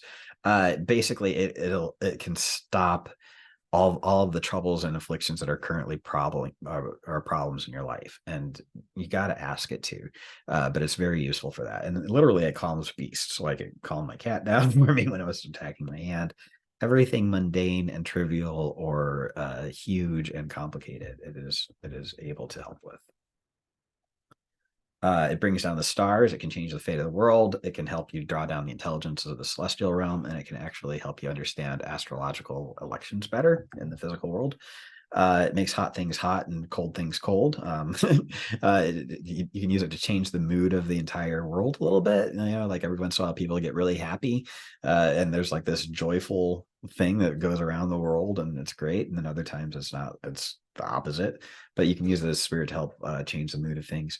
It can make things more active or more patient in the spiritual realms, and it can also literally change the temperature of an area or your house or your room on occasion. He lights lights and quenches them again.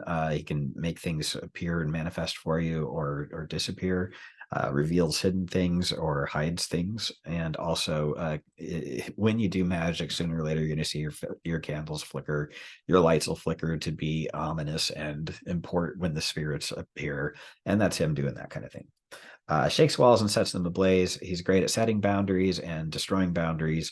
He's great at spiritual protection and defense on a large scale for like an entire tribe of people that might need help, for example, or just your friends and family. And also he's good at actually tearing down cities or organized groups of people that you want to go away. So I was saying earlier how reality is this it's a construct of multiple magicians working together to implement their will in the world. Um, yeah, sometimes we fight, and that's just how it is. So another way to look at this spirit is that can help you with your experience with it in your daily life, is that what it's going to do is it's going to help you understand where you came from, what your relationship is to other entities who are from the same place as you. Like, go back to where you came from. They're from the same place as you. And it can explain how you relate to them. Like, from your position to their position, there's an angle, relative to what you have in common. And what that relationship is, what that angle is what that spirit is there to explain. It's there to help you with these other entities because they're there to help you do your job. Like, everybody that's here manifesting is a manifestation of this eternal deity, according to the way I see things anyway. And this eternal deity is doing all this stuff so it can experience all this stuff that it's doing, right? It's doing it on purpose, and we're all doing it with it. And we're doing it together. And we need to work with the intelligences of the seven spheres and our familiar spirits and all these other things to actually create these shows, to put on these big experiential extravaganzas for ourselves and others. That's what we're trying to do with all this stuff. And we need them to help us with that. And to do that, this spirit can help us explain that. And also, it's the glue that connects us. It's the communication. He's the medium of communication with these other spirits. How important it is to take care of yourself first to be able to take care of everyone else, the value of your manifestation. This entity teaches you that all those people who told you can't do things, or ha ha ha, not you, Josh, or lol, you're going to make $50 an hour, Josh. My mother-in-law told me that once. I told her I was applying for a job where I was going to make $52 an hour. She goes, oh yeah, right. Because I dropped out of high school. There was no way I was going to get that job, right? She was convinced. But by that time, I had already done the work and learned all the things, and I knew what to do. I knew I was going to get it. And I was shocked and amazed at her lack of faith. I was like, why would you think? But she didn't think I could do it, because in her experience, it was unreal, that I would be able to do that. She didn't value me at all, but she would not have valued herself until after she saw me accomplish this. So I accomplished it. I got that $52 an hour job, and I was like, it really wasn't that hard. And I showed her that you can overcome where you came from. And it changed her perspective to the point that she went from making $300,000 real estate sales to $2 and $5 million real estate sales within 5 years, right? And she saw that I could do it, and she did it herself, right? And it was entirely inspired by me, and she told me so. She saw what I could do, and she changed her entire experience because of it. That's what this entity can do for you. It can change what you believe you can do with your life. This that we have, you can do amazing things, just like the most amazing people in history. All they had was a body and a mind and these invisible forces. They didn't even have the invisible forces, most of them, and they did amazing things. It can help you understand what you're capable of, and it can help you break out of these traps, that are caused by people who don't value you, who try to put you in these little boxes. They don't know, and they can't help it. They're ignorant. They're the ignoranti. They're the ignorant brethren.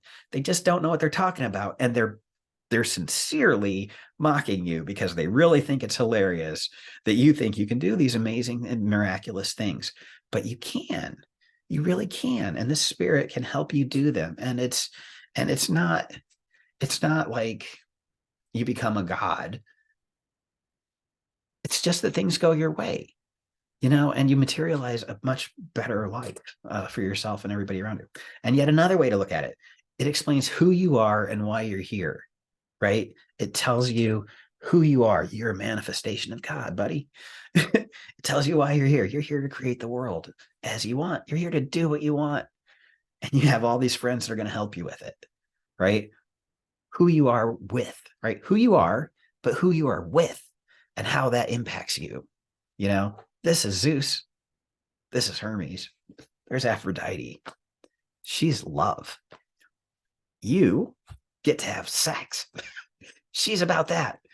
That's what this spirit can help you understand, right? and what you're doing to change the world according to your wishes, right? So it can help you understand the impact of your day-to-day actions, right? So it covers all of it, right? uh Different aspects. So all right, let's see what's the next slide here. Next, we have, oh yeah, reminder, it doesn't tell you shit. Right. So I want to make sure that people understand that this being, it lets you learn things on your own. It provides knowledge that you have to do something with, right? It'll inform you and it'll equip you and it'll empower you. But you have to do it. It doesn't do it for you. It brings you the job opportunity, but you have to go to the interview and say the right words. It'll tell you what to say if you ask it, but you have to say the words. It has to be your mind functioning and flapping your lips for you. It doesn't do anything instead of you. It does it just makes sure that you can accomplish what you need to do, and it'll make sure that everybody thinks that you're great at what you're doing, but you have to do the things so that it can make them think that you're great. It has to be you that gives them something to work from. And also, it doesn't tell you why you're here. It doesn't tell you what you want. So many people come to me and they're like, Rufus, I've done the 7 spheres. I've got my knowledge and conversation. I don't know what to do with it. I'm like, I'm sorry, but I don't know what to do with it either. And they ask me for inspiration. I do readings for them, and I tell them what my holy guardian angels suggest, and I look at their natal chart and I give them some advice on how to like understand where they come from and what they're good at, and maybe the things that make them happy, and maybe try that, and that's all I got, because I mean, they're not poor, they're not hungry, and they don't want more of that. They're good at making money. They just need some inspiration. They need some motivation. They need a muse, right? They don't know what they want to create, and because they never thought about it. They never thought about what they want. It's hilarious. But the spirit won't tell them either. I asked my holy guardian angel, what is my true will? And it said, your true will is to do what thou wilt. And I'm like, are you kidding me? It's like, what do you want to do? I'm like, no, but seriously, what is my will? And it's like, well, you tell me. I'm here for you. And I'm like, no, but seriously, what's my divine purpose? Why did I manifest? And it's like, to do what you want. And I'm like, okay, fine, I get it. So, all right, going back to the PGM. Oh, yeah, before I go into this, I want to take a look at the questions here. So I've got a couple of questions. Let's see. We got yeah. All right. Can you please explain sex offering to a genie, spirit, demon, daemon, angels, god, or goddess? Why, how, what happens, the purpose, and the interaction, the result. So yeah, basically all of our magical acts are you take a symbol and you do something symbolic with it. And you do it in a way that involves a symbol, like a letter or a seal or a character or a set of characters that have been overlapped in a special way according to special rules.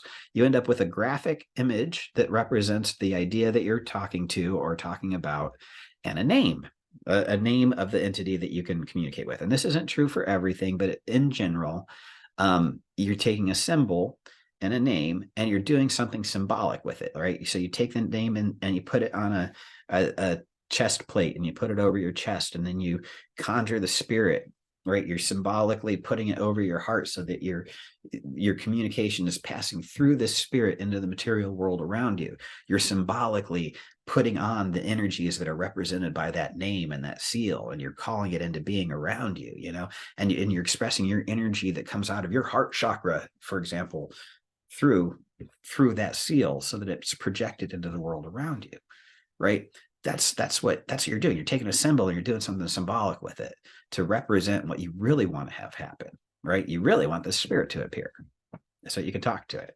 So you're symbolically creating the situation so it can happen. So the sex offering to a genie, spirit, demon, daemon, angels, gods, goddess, whatever, you're creating an orgasmic experience, a moment of creation. And an orgasm is not every orgasm results in a child, obviously, like a human child. Like if a man has sex with a woman every time, they are not going to end up with a child, thank God. But it has the potential to, right? So every time there is an orgasm, there is a release of energy. And if you look at what happens physiologically during orgasm, it's an electric storm that goes on through your entire body, right? It's a release of literal electricity. The idea of what's happening with a sex offering to these genies or spirits or whatever, you can picture it as like this release of energy is offered to them, right? So here's this energy. When you make an offering to a spirit, it's usually a candle or incense. It's almost always one of those two things, or liquor that evaporates through the air. It's something that passes through the air that expresses heat, light, or smoke that goes through the air that the spirits are able to absorb. When you have sex, they're able to absorb that energy, that orgone energy that Wright called it, from the air in theory, and they can absorb it in the same way that they absorb the offerings of fire or smoke or light. So that could be one way of understanding it. The interaction and the result would be like, oh, they consume it and they transform it in the same way that food is transformed into spiritual substance in our bodies every day. In the same way that food is transformed into me moving my hand, the spirit transforms that energy into the desired result, in theory. I don't know exactly if that's what's happening, but that's one way to look at it. Another way to look at it is you're creating a child that the spirit is able to use, right? And the child then takes that aspect in the same way. So like when you're born, you have your son in Taurus and you become one of the most perfect specimens of humanity on the planet, right? And if that son is in Taurus, it's not in Taurus for everyone, or in Taurus forever. um but you go on to express that sun in Taurus throughout the rest of your life. And in the same way, that spirit that is present when you create that magical child in your sexual rite is influencing that creation, and that creation then goes on in the same way that a human is born and expresses Taurian traits throughout its life. This spiritual child that represents your magical intention goes on to express the aspects of that spirit that was brought. For example, if I wanted to do a magical rite to create a wealth, it's always wealth, right? Or let's not do wealth, let's talk about a new career, right? Not just money, but actually like a whole career path, right? So you do this magical rite and you have sex with someone and you focus the energy at the moment of orgasm into creating a new career path with specific goals and objectives over 5 years. Right now, after the sex is over, you pass out, go to sleep. This entity rises up from the spiritual realm and becomes the child that is manifested for that. If you've conjured Mercury, Hermes to be present during that, and you've conjured Zeus to bless it, and you've got the sun to promote its logo there, those forces, in the same way that in a natal chart are reflected throughout that person's life, that entity is going to absorb those forces and then take it for itself. And as it manifests as your career and influences things in your favor, it's going to use those powers that it received from those gods or those planets throughout its existence, right? So that's another way of looking at it. And how all this stuff works, I mean, I have theories and I can explain things that make sense to me, and it's based on what the spirits have taught me. But you have to understand it on your own. You have different experiences and different desires, and you need to know things in different ways to be able to do the things that you want to do than I do. And you're going to come up with different understanding of things. You've got to look at all of my teachings and the myths and the stories about these ideas as just ideas, just stories about ideas that are communicating information for you to receive, to pick up, to filter out and put together into your framework to create your experiences. Even me, all I'm telling you right now is my ideas, my understanding, my experiences, my interpretation of things, to communicate an essential idea to you that you need to experience, that you're going to have something completely different than I do that is impactful to you in different ways. And that's important because that's what we're here for. We're here to experience existence in as many ways as we can. That's what the all thing is doing through us, right? It's a manifestation of that very aspect of the core purpose of existence. It needs to be completely different, Anyway, enough of that. Let's see. Is there a limit to how much you can ask them to do at one time? Yeah, I mean, you can ask them for the sun, the moon, and the stars, but everything takes time to manifest. In my opinion, um, if you're asking for everything, you're not spending any time thinking about any aspect of it, right? So if I ask for something to take care of my shoes, my socks, my clothes, my pants, my shirt, and my headphones, right? I ask the spirit to take care of all that stuff. I'm not asking it to take care of my shoes to be the shoes that I want. I'm not telling it what brand I want. I'm not telling it what size I want. I'm not telling it, what style, what color, what I'm going to be using it for, if it's for hiking versus dancing versus going to a formal event, right? I haven't spent any time or attention on that aspect of it. So what am I going to get? If you ask the spirit for everything at once, you aren't spending any time on any of it. Fix everything. Oh, okay. All right, great. What does fix mean? What does everything mean? I mean, here you go. You've given it no direction, and it'll give you, what kind of result are you going to get? How would you even know if it had done anything? You've given it no specifics. You've got no measurable criteria. It's not, in my opinion, it's not the best way to approach things. If you really want it to like, the way I work with it is I take an aspect of my life that's giving me problems, and I ask it to reveal the source of those things and what I can do to fix it. And that's how I fix things. I have a better life, and I'm almost always fixing problems. But sometimes I'm just trying to create new things. I'm just like, I don't want to do a broadcast show once a week. I want your help with that. Help me get everything I need for that. All of a sudden I have a friend who's doing the same thing, and we're experimenting with different ways to make it happen. And that just came into being in my life. That's how the spirit works for this kind of thing. Let's see.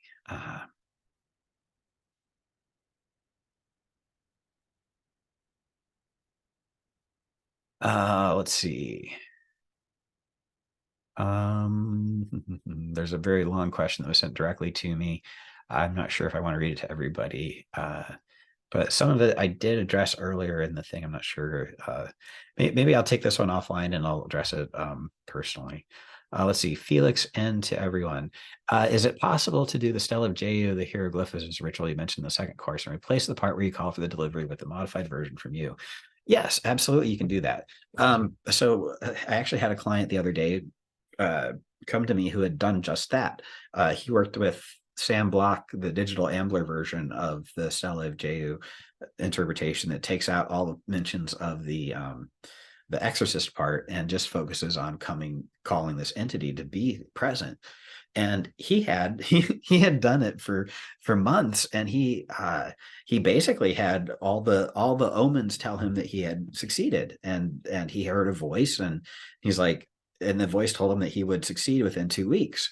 And 2 weeks went by, and he didn't notice anything. He didn't have any major experiences, no sense of smell, no nothing. And he was not convinced that he'd had that experience, and he hired me to do a reading on it, right? And I'm like looking at it, and it's obvious from the reading that he had received this experience, and the spirit was just waiting for him to tell him what to do. But he had all these conflicting sword cards in it, and his interpretations of his expectations of this holy guardian angel actually fueled a lot of what I talked about in today's lesson, was because he had blocked himself from being able to receive the fullness of the supernatural assistant, because he had projected all these Obermelin expectations onto this entity that he was calling on through the Stele of Jehu.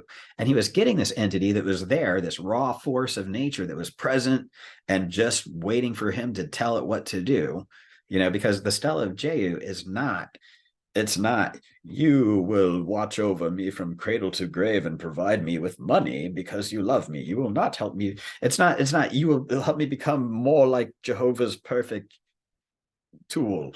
Right? That's not what it's there to do. It's there to help you. It's there just to do whatever you say. It's there to make every spell and scourge of God obedient unto you. And he wasn't telling it what to do. He wasn't saying, he had all the spells and scourges of God obedient to him, but he wasn't telling him what to do. It's like in the Obermelin rite, it talks about how you conjure the 8 sub spirits, and then you give them a list of all these demons that go out, and they bring all these demons to you the next day, right? He wasn't giving the sub demons the list of spirits to bring back. He wasn't telling them what to do. He was just like waiting for this entity to show up and tell him who he was, why he was here, and what he was supposed to do with his life, right? But the way the spirit informs you of who you are and why you're here is by fulfilling your desires, right? And he wasn't giving it anything to do, so it didn't have an opportunity. And his approach to the spirit was not one that involved bidirectional communication. There's no part of the Stela of Jehu that says, "Come forth and express yourself to me." It's not, "Come forth and show yourself to me and communicate in a comely way. Show up to me and in this sphere before me so that I can communicate with you. Speak to me in a comely voice. Show up to me with your wings furled. Show me your true power and your true form." None of that is in the Stela of Jehu. It's just like, "Oh, you're everything, and you make the lightning thunder. You're great. Make all the spells obedient to me." And it's like, okay, all the spells are obedient to you. And you're like, but you don't do anything with it, right? So you got to do something with it. So yes, you can do that, but you got to temper your expectations to match the ritual's intent, right? So what the ritual says it's going to do is what it's going to do, and you can't conflate the different methods, because even though they're talking about the same type of spirit, they have different approaches to interacting with it. They provide different connection points between you and that entity. Obermelin teaches you ways to communicate with it that the Stela of Nuthis doesn't, right? Or the spell to Nuthis doesn't teach you, right? But the spell to Nuthis teaches you all this other stuff about what to expect from the spirit. And that's actually what the notable notes from the PGM side is about, but it's actually way too small for me to read. I'm not gonna try that. Actually, I think I have it in the Word document here. All right, yeah. So when you go abroad, he will go abroad with you. When you are destitute, he will give you money. So this is just like basically what I did with the previous set of stuff. He tells them what to expect on the daily life, right? So all these different things here are creating an expectation within the student, right? So he's programming the student to look for these things in his relationship with the spirit. And I'm doing the same thing with you guys. I'm telling you what to experience when you experience this stuff. I'm telling you what you can experience. And you're going to go out there and you're going to think, well, Josh said I could experience this stuff. He said it happened to him. Maybe I can experience it now. And you might not have thought that if I never said it. If you never heard someone say what you could do, you might not know that you could do it. So I'm telling you what you can do so that you can go out and experience it. We're creating points of connection between us and that spirit by expecting it to behave in certain ways, right? The Obermelin rite creates certain expectations of the spirit. It's going to have this to say to you about on day 1. It's going to tell you this on day 2, and on day 3 you're going to work with it to do that. And then you're going to talk to the demons, and you're going to do this on day 1 and day 2 and day 3. It provides these communications and these expectations, and a list of letters that you have to send, and a date and time you have to send it. It's a communications plan. It's a project management plan for demon conjurations and life creation, right? That's what it does. So that's what these spirits, that's what these things are supposed to be teaching us about these things, right? Let's see. Yeah.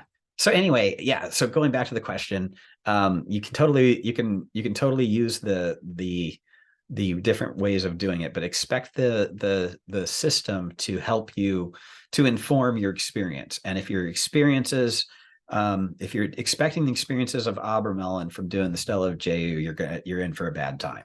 So that was basically a short way to put it. Can you enforce a thought form with the energy of an orgasm? I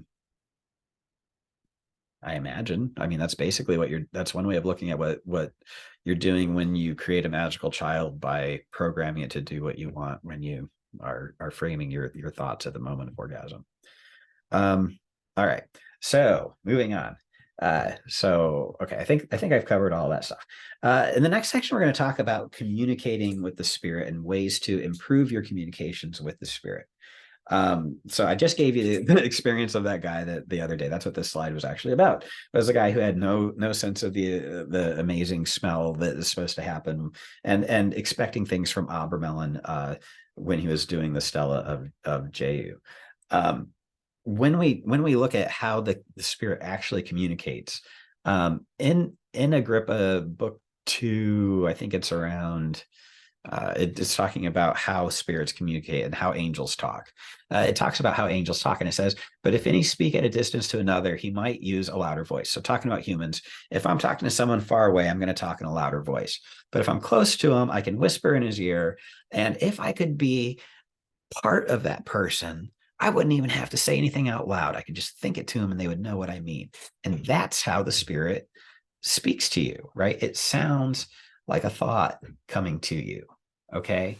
Um, it would slide into the hearer without any noise as an image in the eye or glass. So, like as light passes through glass, that's how the spirit can communicate to you. So, the reason this is difficult is because a lot of us learned how to meditate by watching our minds come up with thoughts and then pushing those thoughts away or letting them flow past us and just ignoring them and not getting involved with those thoughts, whatever. Well, meanwhile, so we learn this in our meditation. So we do the Holy Guardian Angel conjuration.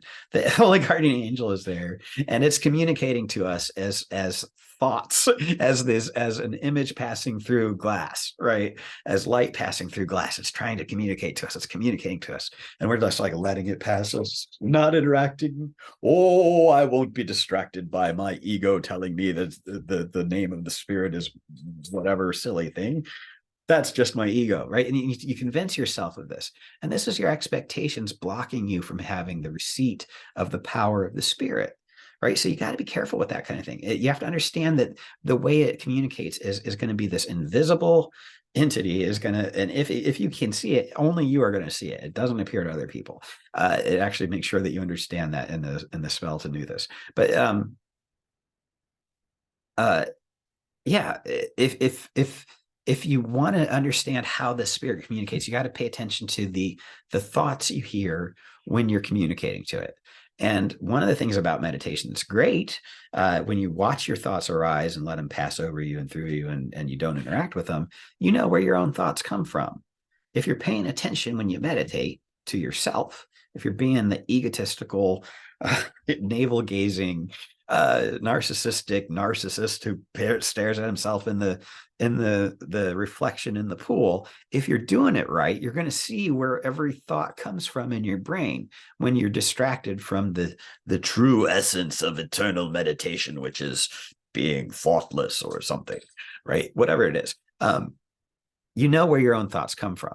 So when you're communicating with the HGA, it doesn't come from the same place because it's coming from a different entity. It comes from above and slightly behind my head. That's where I feel it is over here. That's where it communicates from. And knowing where your own thoughts, know thyself, results in knowing where knowing where your own thoughts come from results in knowing where the other spirits are communicating from. Let's see. Knowledge in the biblical sense of the word. So one of the things about this spirit is that it's you know, when you talk about knowledge and conversation with the holy guardian angel, it's talking about consummating a relationship, like almost like a physical congress, like intercourse. You're joined to this entity so closely that it is so intimate that it knows everything about you. It is from your natal chart in the genius. It is from your core essence of being, the things that framed your experience. The Fravashi watched you from on far as you descended and took part in your life. You know, the threefold keeper of a person watches over every aspect of your being. You know, this entity is part of you. It's intimate. It's one with you. It's so close to you that the idea of it being a manifestation of your higher self is not that far from your experienced truth. You can find evidence to support the idea that it's just some super evolved aspect of yourself. Okay, I don't believe that. I think it's as separate from me as you are. You know, So, but its knowledge of me is perfect. Its knowledge of me is whole. Its knowledge of me is complete. Okay, so um, somebody asked earlier about how we can have individual experiences and with our supernatural assistant, even though it's so similar across ways. In the same way that uh, so when you conjure Enochian spirits of the watchtowers, they within certain elemental tables, they appear with lamps, and they're described as appearing with lamps. And for some people, when they conjure them, they see I had one friend saw Native American spirits with campfires in each of the corners, and another person saw archangels with lamps, and another person saw actual lanterns posted at each place with like whirlwinds and whatnot around them, but the similarity was the lamps. There was always a light, and there was always some entity represented in these shared or in these experiences. Like individual experiences were unique, but they had similarities to them. That's what happens with this entity. It knows you so well that it will manifest to you in the ways that you need it to, so that it can do what it's there to help you with. It will assist you. It'll be all things to you. It'll be whatever you need it to be in the moment to help you with what you need to accomplish. There's moments in your life where you've been deluded and you believe that you were the reincarnation of some fictional character from a fantasy novel that you were reading. And yes, I'm talking about myself. So when you find yourself believing all that stuff, your holy guardian angel is still right there and will participate in your delusion to bring you out of it if that's really what you want. If you're really seeking the truth, it will guide you to truth. If you're seeking God, God will guide you to itself. This is a truth about spirituality, and anything you pay attention to, you will manifest and materialize in your life. Okay. If you pay attention to negative things, you're going to see them everywhere and you're going to experience them. If you pay attention to positive things, it's really simple, and it's not 100% accurate, and I don't want to get into victim blaming, but the fact is that the more you pay attention to positive things in general, usually most of the time things go your way better. This entity helps you learn how to do that across the whole spectrum of planetary forces and elemental forces and whatever invisible things are going on.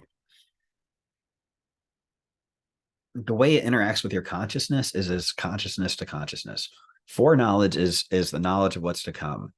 Memory is remembering things that happened before. In physics, there are arguments that says that everything has happened simultaneously and it's already over at the same time as it's never happened yet. And there's no reason that we can only remember things that have happened previously versus what happens in the future, because electrons travel through time, and we should be able to there's no explanation for why we only know what's happened so far, right? Because it's really just electrons moving through time, which is an emergent property of gravity and mass, right? It's not real. There's no reason. There's no like time particle, right? It doesn't even flow at the same rates in different parts of our own universe, right? In parts of our own galaxy, on Earth, right? Time is different on Earth in some places because of the shape of the planet. It's ridiculous. But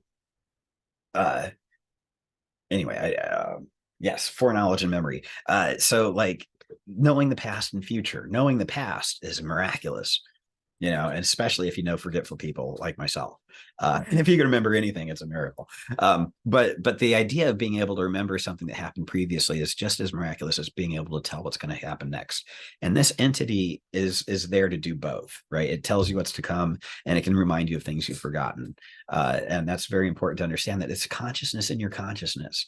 This entity that we're conjuring is consciousness, and it's going to keep communicating with you consciously through your consciousness and your subconsciousness. It's part of your subconscious mind too. It knows you completely. It appears in dreams, and all your dreams are appearances of it. It's helping you understand and frame your daily experiences.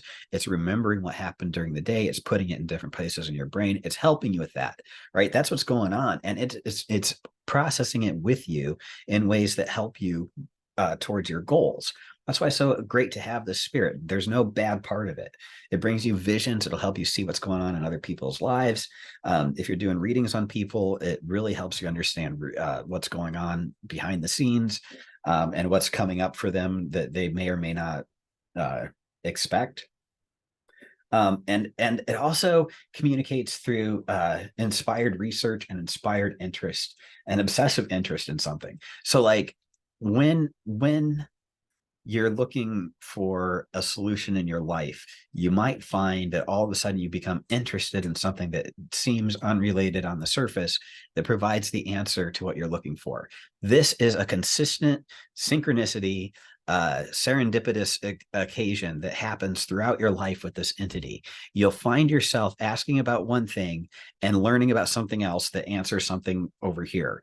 And it happens repeatedly throughout the thing. And that's one of the main ways it communicates, is by inspiring you to do other things. It is your genius spirit. It's your holy daemon. It's your muse, right? And it inspires you to learn the things that you are asking for.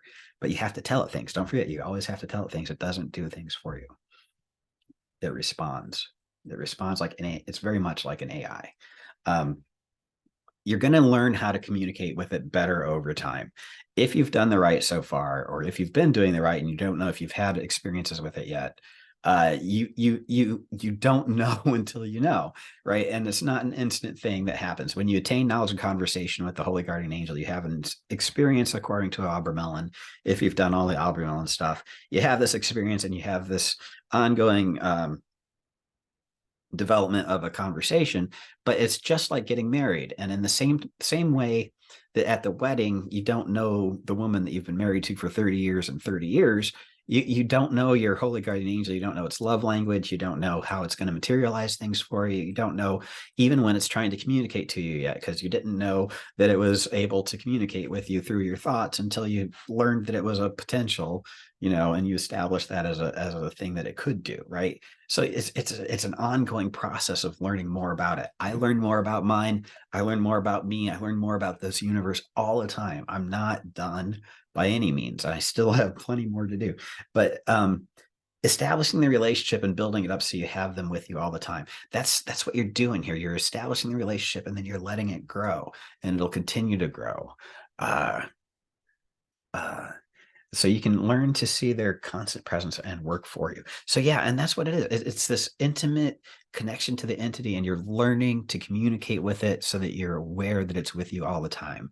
When I first got knowledge and conversation with my holy guardian angel, I had a revelation that I would never be alone again, right? And it was very important at the time because I felt really lonely in my life.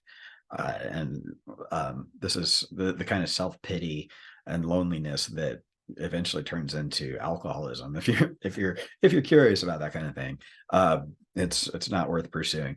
But the idea of being alone was something that was horrifying to me, and the idea that the entity would be with me forever was something that I really wanted to be true and to experience, and I didn't know what I was looking for at the time. But I have since come to understand it better, and they're constantly present. They're intimately present, and they know me and they trust me and they know what I can do, and they're going to make sure that I can do it really well. It's a great relationship, but it took time to really understand what it's doing. So the ways that you can do that, and this is something that you can help, that you can take authority over in your life. You can ask it to show you the things in ways that even you can understand, because it knows you better than anybody else. It knows the images that are going to mean the right things to you. Like when I do tarot card readings, I put down the things, and I don't know friggin' which path the numbers of wands of whatever go on, but if I look at the image and I see like the swirling fires, my holy guardian angel can make an image appear or an aspect of the card stand out to my awareness. It can inspire my attention on something in the same way that I was talking about earlier. It can inspire me to see things about the cards that explain to me what the spirits, what's going on with the client, that so I can understand the reading better, the divination. in ways that even I can understand has been a phrase that I use in everything. And this is very great, because it understands you better than you do. And it knows how to communicate to you, but you have to tell it to communicate to you at that level, because otherwise it's just standing there silently, guarding, protecting, trying to help, but doesn't really know what to do because you haven't given it any direction. Um, let's see. Yeah. So like, all right. So like you can do a tarot card reading like with this entity or without the entity, and do a very accurate reading based on the number and the cards and all the symbolism that's in it according to Rider Waite and the key of tree of life and the paths and the columns and 777 and the correspondences. You can study all that stuff on your own and memorize it and not ever have done the knowledge and conversation thing, and have a very accurate experience of the tarot and do a reading for someone and have a very accurate understanding of it. But if you don't know all that stuff, the Holy Guardian Angel serves as the go-between, the intermediary between the truth represented by that knowledge and those rows and columns and the tables, and presents it to you in symbols that your brain can actually understand. It translates the truth into symbols that you can understand and express to other people in helpful and meaningful ways, and accomplish your intent in the situation you find yourself in. Right. So it's like the difference between knowing how to do that versus reading a comic book about what the client is all about and what they're currently going through. I've got a client who's I don't want to get into their intimate details, but they're going through some intimate details, going through some issues in their life, and they've got some huge opportunities coming, and they've got big choices to make about their life, their loves, their jobs, and every aspect of their being. And it's fun to watch, because I'm just like, this is great. It's like popcorn, if like watching the drama of another aspect of consciousness experience existence and then figure out who they are and what they want, but but it's just like I just have to see it as it's almost like a comic book about them in every reading. And it's like, and in this chapter we see that the heroine is having to face these villains while this and it's great, and it's a lot of fun.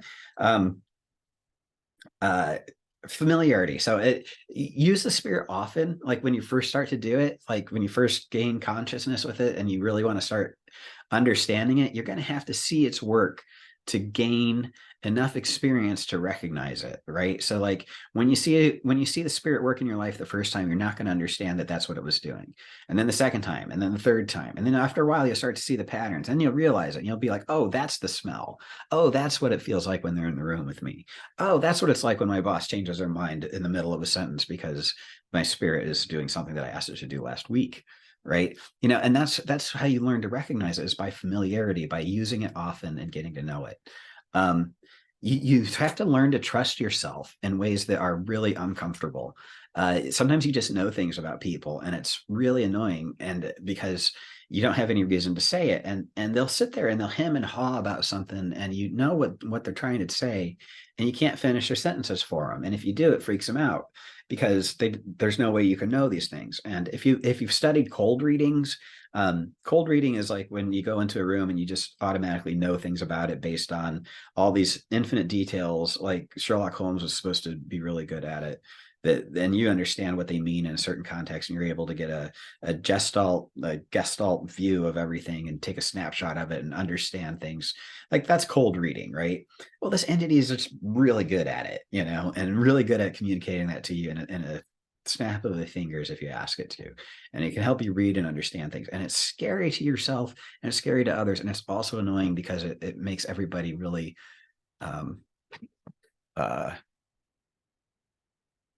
yep. You bet. Okay. Let's see. Trust, just knowing things. Yep. And look for small things to build your faith. It's a process. So going back to another question I had earlier. Let's see. Okay. So somebody asked, since it's just a supernatural assistant, why is this entity so highly regarded, like the highest and most important entity to get a relationship with?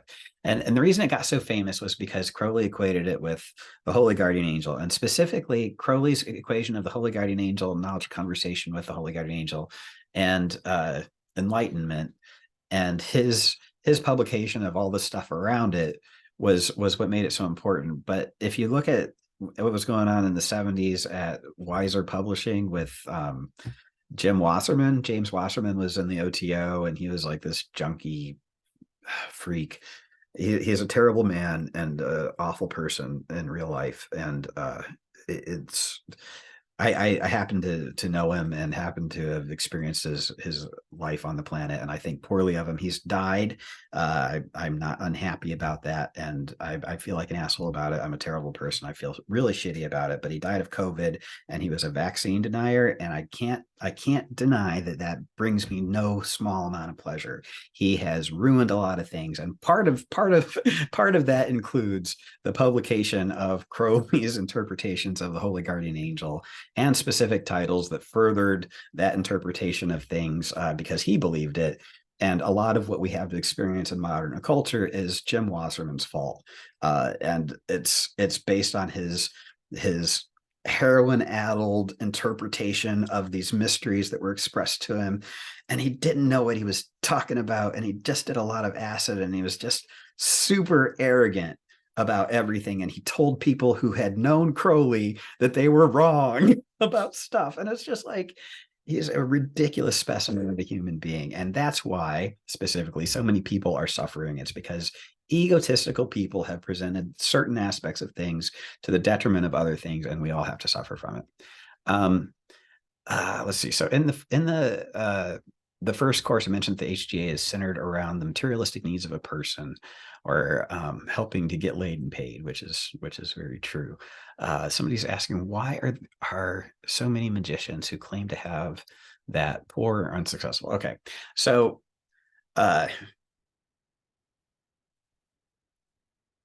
being wealthy in a capitalist society takes work, and there's a game that you have to play that magicians don't like to play. We don't like to follow other people's rules, and knowing how a system works and how to game a system doesn't mean we're actually of the type of personalities to do the game and to play the game.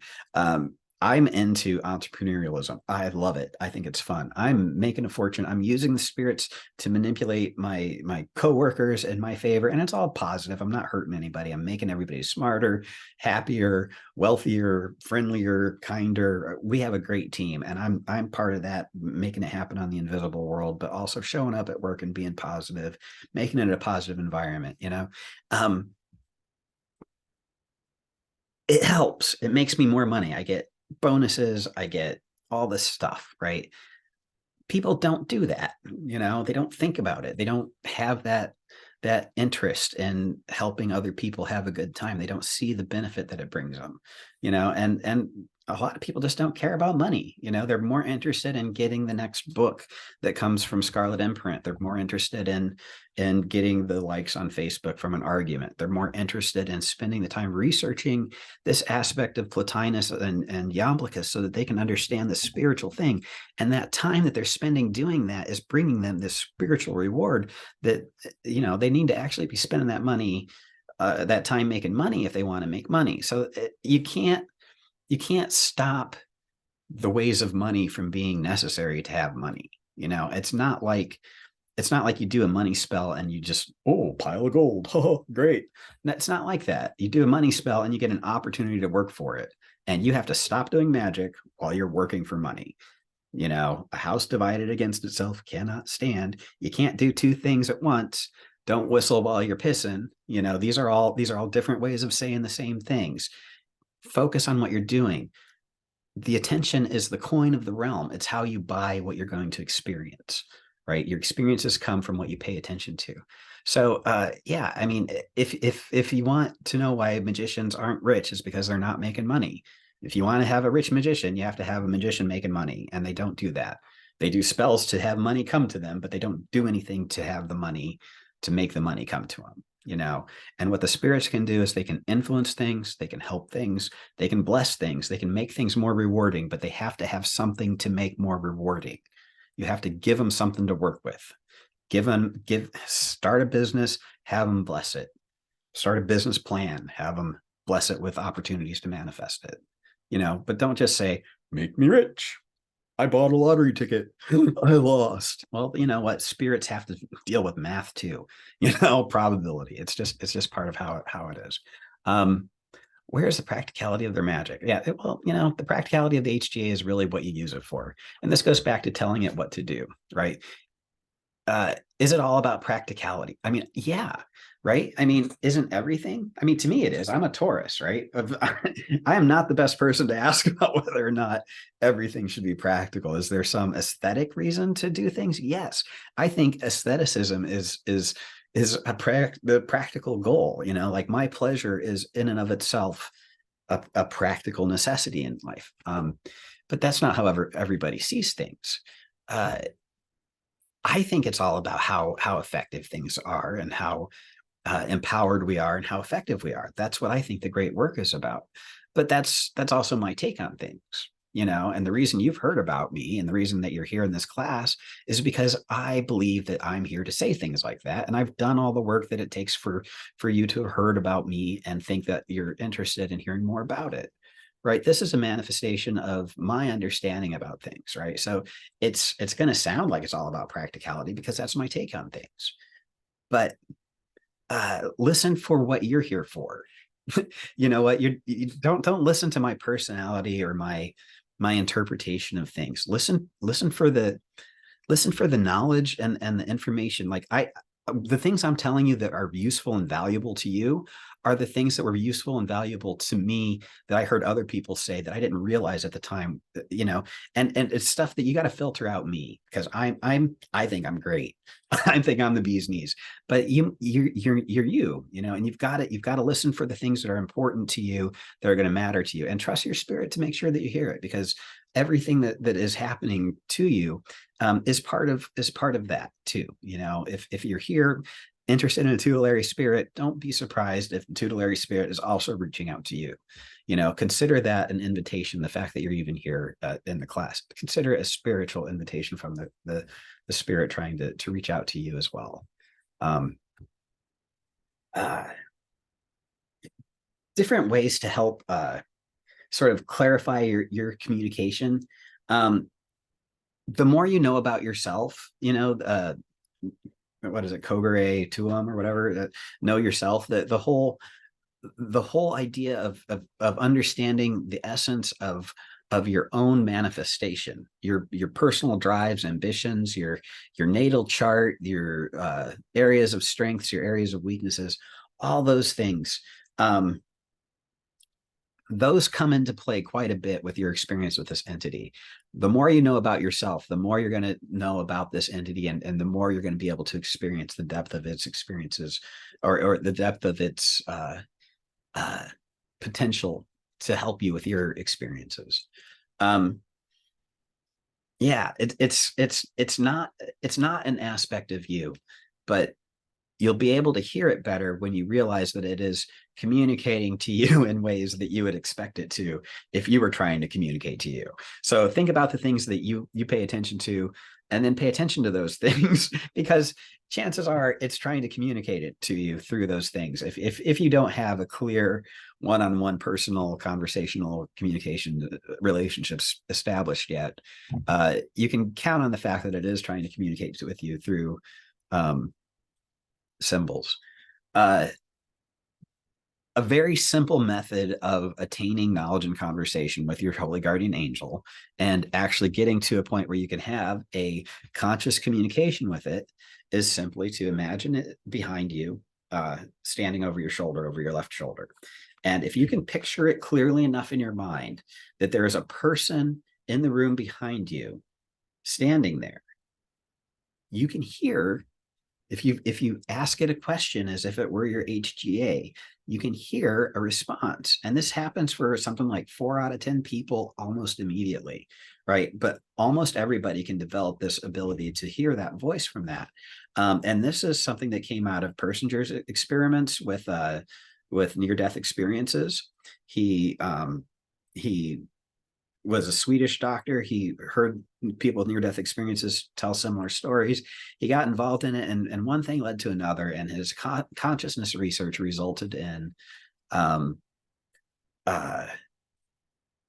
this particular experience being consistently found across the board with patients who are in psychiatric wards. Now, unfortunately, one of the things that they discovered is that people who are schizophrenic could have schizophrenic episodes by picturing somebody behind them, because spirits were able to communicate to them. In my opinion, that's just my interpretation. In that state, right? So putting yourself in that state isn't without risk, but honestly, nothing that we do is without risk. We're playing with the forces of nature, and it's dangerous. Never forget that it's dangerous. Um, let's see, listening above and slightly behind. So I talked earlier about how my spirit always speaks to me as if it was a thought that was outside of my head.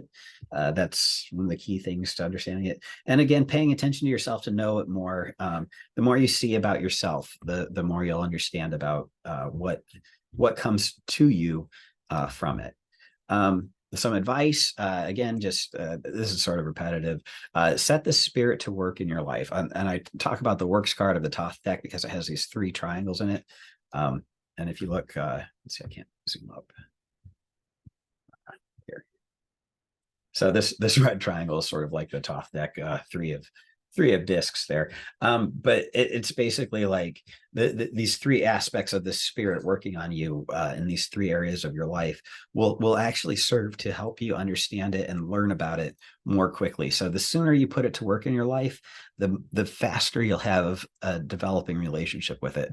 Start with your money, start with your relationships, start with your Maslow's pyramid. Don't be afraid to ask it for more money than what you're making right now, and then look for experiences that will result in you getting that. And you will be surprised at how very quickly it turns your life around. And honestly, the reason I focus on money is because I'm a Taurus and I'm a materialist and I really like comfortable living. And absolutely, the more money I've made throughout my life, the better my experiences have been. And it's ridiculously a stupid way to base an existence, but the fact is you can do more if you have more money, and you can have a better time if you have more money, and you're in a better mood, and you see more positive things when you're not hungry all the time, right? It's common sense. If you're not stressed, you're happier. Wow, shocking. Get more money. It helps in this stupid world that we live in. Put the spirit to work on something simple. Ask it to provide you with a means to double your income over 12 months. Look for something to happen in 2 weeks. If it doesn't, ask it again. Ask it what you missed. Ask it to explain it to you in smaller words. Ask it what you need to do to prepare to be able to do that. If you're not ready to receive an opportunity that big because you don't have the vocabulary to say the right things, ask it to give you the vocabulary to. Tell it to prepare you to receive the kind of money change that makes everything else in your life better, if you're into that kind of thing. Or ask for a spiritual revelation. Ask for a love to enter your life, to solve all your emotional problems. Whatever it is that you need the help with that is in Maslow's pyramid, ask it to do that. And it's a great way to effectively have a set of projects day one that you can get to work on to establish a good relationship with it. Ask it to teach you things. Ask it to teach you about some obscure part of history, and watch what happens. Watch how it communicates with you. It's amazing. It's amazing how you find things out that through unrelated means when you work with the spirit for that. The way it will manifest things is almost 9 times out of 10, it's going to be with subtle miracles. I saw someone talking the other day about these great big, like they lost a key and they asked the spirits to manifest it, and they heard a knock at the door, and they opened the door and the key was on the floor. Woohoo! Miracle spirits. Obviously, a fairy had stolen it and knocked on their door and left it on their whatever. Right? Great. Now, that person has that kind of experience all the time. She expects to have that kind of experience. She's always had that kind of experience her whole life. And it's ridiculous. I don't have that kind of experience. Okay. For me, I ask the spirits to manifest my keys, and I put on a coat that I haven't worn in a week, and there's my keys in it, even though maybe I don't remember putting them there. For me, it's more coincidental. It's more subtle than that, subtle miracles, but it's still a miracle. I get exactly what I ask for. And also the 2 weeks thing is a big deal. So like especially at the beginning, time your requests to the phase of the moon. So like on a waxing moon, ask it to materialize things in your material world. On a waning moon, ask it to reveal things about your spiritual world, right? Ask it to get rid of things in your material world that you want to go away in the waning moon, and ask it to materialize wisdom, understanding, experiences, love, lovers, money, wealth, opportunities, success, and all that stuff in the 2 weeks of the waxing moon. Eventually, you'll find that you don't necessarily have to be in the right phase of the moon to understand how to manipulate things in your favor, but it's a real simple physical way to get started on it, and it gives you 2 weeks of manifestation that you can work with right off the bat. And every 2 weeks you just ask your spirit for stuff, and you say, reveal to me what you've done so far, show me what I missed. If I missed anything, show me what to expect in the next 2 weeks, and these are the things I want to have happen, right? And if you do that every 2 weeks, you're on a constant learning cycle, and you're constantly iterating. You're going to change your approach. You're giving it an opportunity to give you feedback, and you're developing that relationship in a very efficient manner. Let's see. So final thoughts, focus on your expectations. Focus on your expectations, because your expectations drive your lack of experiences.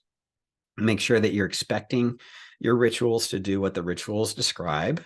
If there's nothing in your ritual about describing a point where you're having a conversation with the spirit, don't expect the spirit to initiate a conversation with you. Create a part of the ritual that does that. Tone down enlightenment. Don't worry so much about other aspects of that. Focus on, if you focus on compassion, correction, connection, conception, like compassion for other people will help you to understand the all thing better, because everybody else on the planet is a manifestation of the same entity that you are, right? And that leads to an aspect of enlightenment, and this entity can help you express that on the higher. Work on correction and connection, right? The things about yourself that drive away the things that you want to have happen in your life. Work on that correction to yourself. And connection, connect yourself to the things that you do want to have manifest in your life. The spirit can help you with that, right? And that creates another aspect of enlightenment, because when you've eliminated the parts of yourself that are fighting against things and adopted the things that are creating things for you, you look like you're a miraculous person, right? Connection and conception, right? So after you've got that things going for you, start working on conceiving things, creating things, generating things. Let's see. So one might ask, how does one know which right to choose to make the contact? So there's different ways to know, right? So what appeals to you? What sounds like the most fun? What do you have the materials for that you can start today? What do you understand the most? Are there classes on it that you can take if you want to learn more about it? Can you afford those classes? These are all things that will indicate to you which one you're fated to take, right? So how much of it is fate? Like, so much of it gets handed to you on a plate, and some of it sounds like exactly right up your alley, and some of it sounds absolutely ridiculous. Some of it, like Liber Samech, you don't need anything but a copy of the script to perform, right? And you read it halfway through, through half closed eyes. You read it on your couch every night, because it's all done in the body of light. You have to know how to do the body of light. You have to know how to imagine things. You have to be able to do it. But the whole thing is based on the best of your ability. And after a couple of weeks, you have it memorized, and you figure out things as you go along. And if you do it for 11 full months, I can't imagine you haven't already made conversation. It's pretty simple, but you find the one that's most effective for you, that you understand, that reflects your understanding of that spirit, that creates an opportunity for you to enter into this kind of relationship that I've tried to explain and express here. So yeah, you just got to trust yourself. And also you can ask it. You can ask, oh, holy guardian angel, who I do not know, who I have not met, express to me the best way that I can communicate with you and get to know you personally. Express to me the ritual that I should use to communicate with you and connect with you and have knowledge and conversation in a way that makes me more empowered and more effective in my experienced life. It's there for you. If you read through Obermelin, there's there's some guidelines that tells you what to do. One of the first thing it tells you to do, it expresses how important it is to unlearn falsehood and make your brain more malleable. It doesn't put it that way. Basically, what it does instead is it says, everybody else who teaches anything about magic is wrong and stupid, and I am the only intelligent person that you're ever going to hear, and only the sacred magic works, and it's much better than every other kind of magic, and everybody else is stupid, and I'm very smart. All right, so that's how it expresses this unlearning falsehood. And what it does is, like, when you look at physiologically what happens when you unlearn something, when you start to question things that you've believed were true all your life, your brain changes. Like, they do the experiments on neurons where they expose a neuron to serotonin, and in young people, the neurons from a very young person that haven't established neuroplasticity, right? So if it hasn't established if it's still neurally plastic, it'll respond to serotonin by snapping. Like, it'll snap together a little bit. But if it's not neurally plastic, if it doesn't have any plasticity to it, it won't respond to it. It just stays there stiff when the serotonin is applied. Now, I don't know what that means. I don't know what that implies, but we do know that when you unlearn things, the neurons are more likely to respond to serotonin again. You enter into a state of receptivity and of learning in which you're able to absorb more information and put it together in different ways. Your brain is able to create different neural pathways.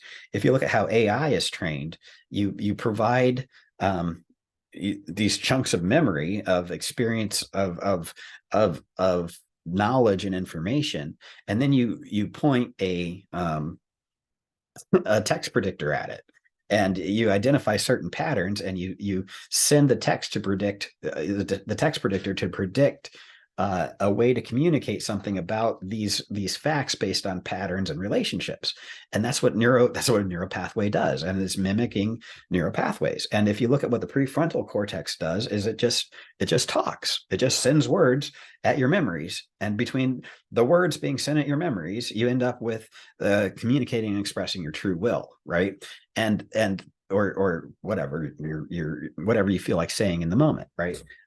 Which is ultimately your true will, right? So the unlearning of things that the Obermelin actually shoves you down your throat at the beginning forces you into a neurally plastic state. Throughout this whole approach to this class, I started with what's wrong with the HGA. Unlearn the things that you might have been taught.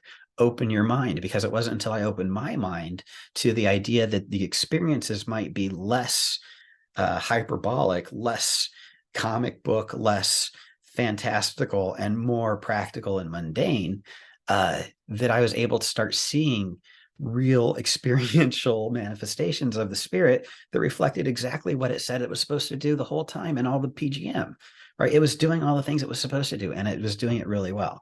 But anyway, if you look at the Obermelin, it tells you what you should be focusing on, right?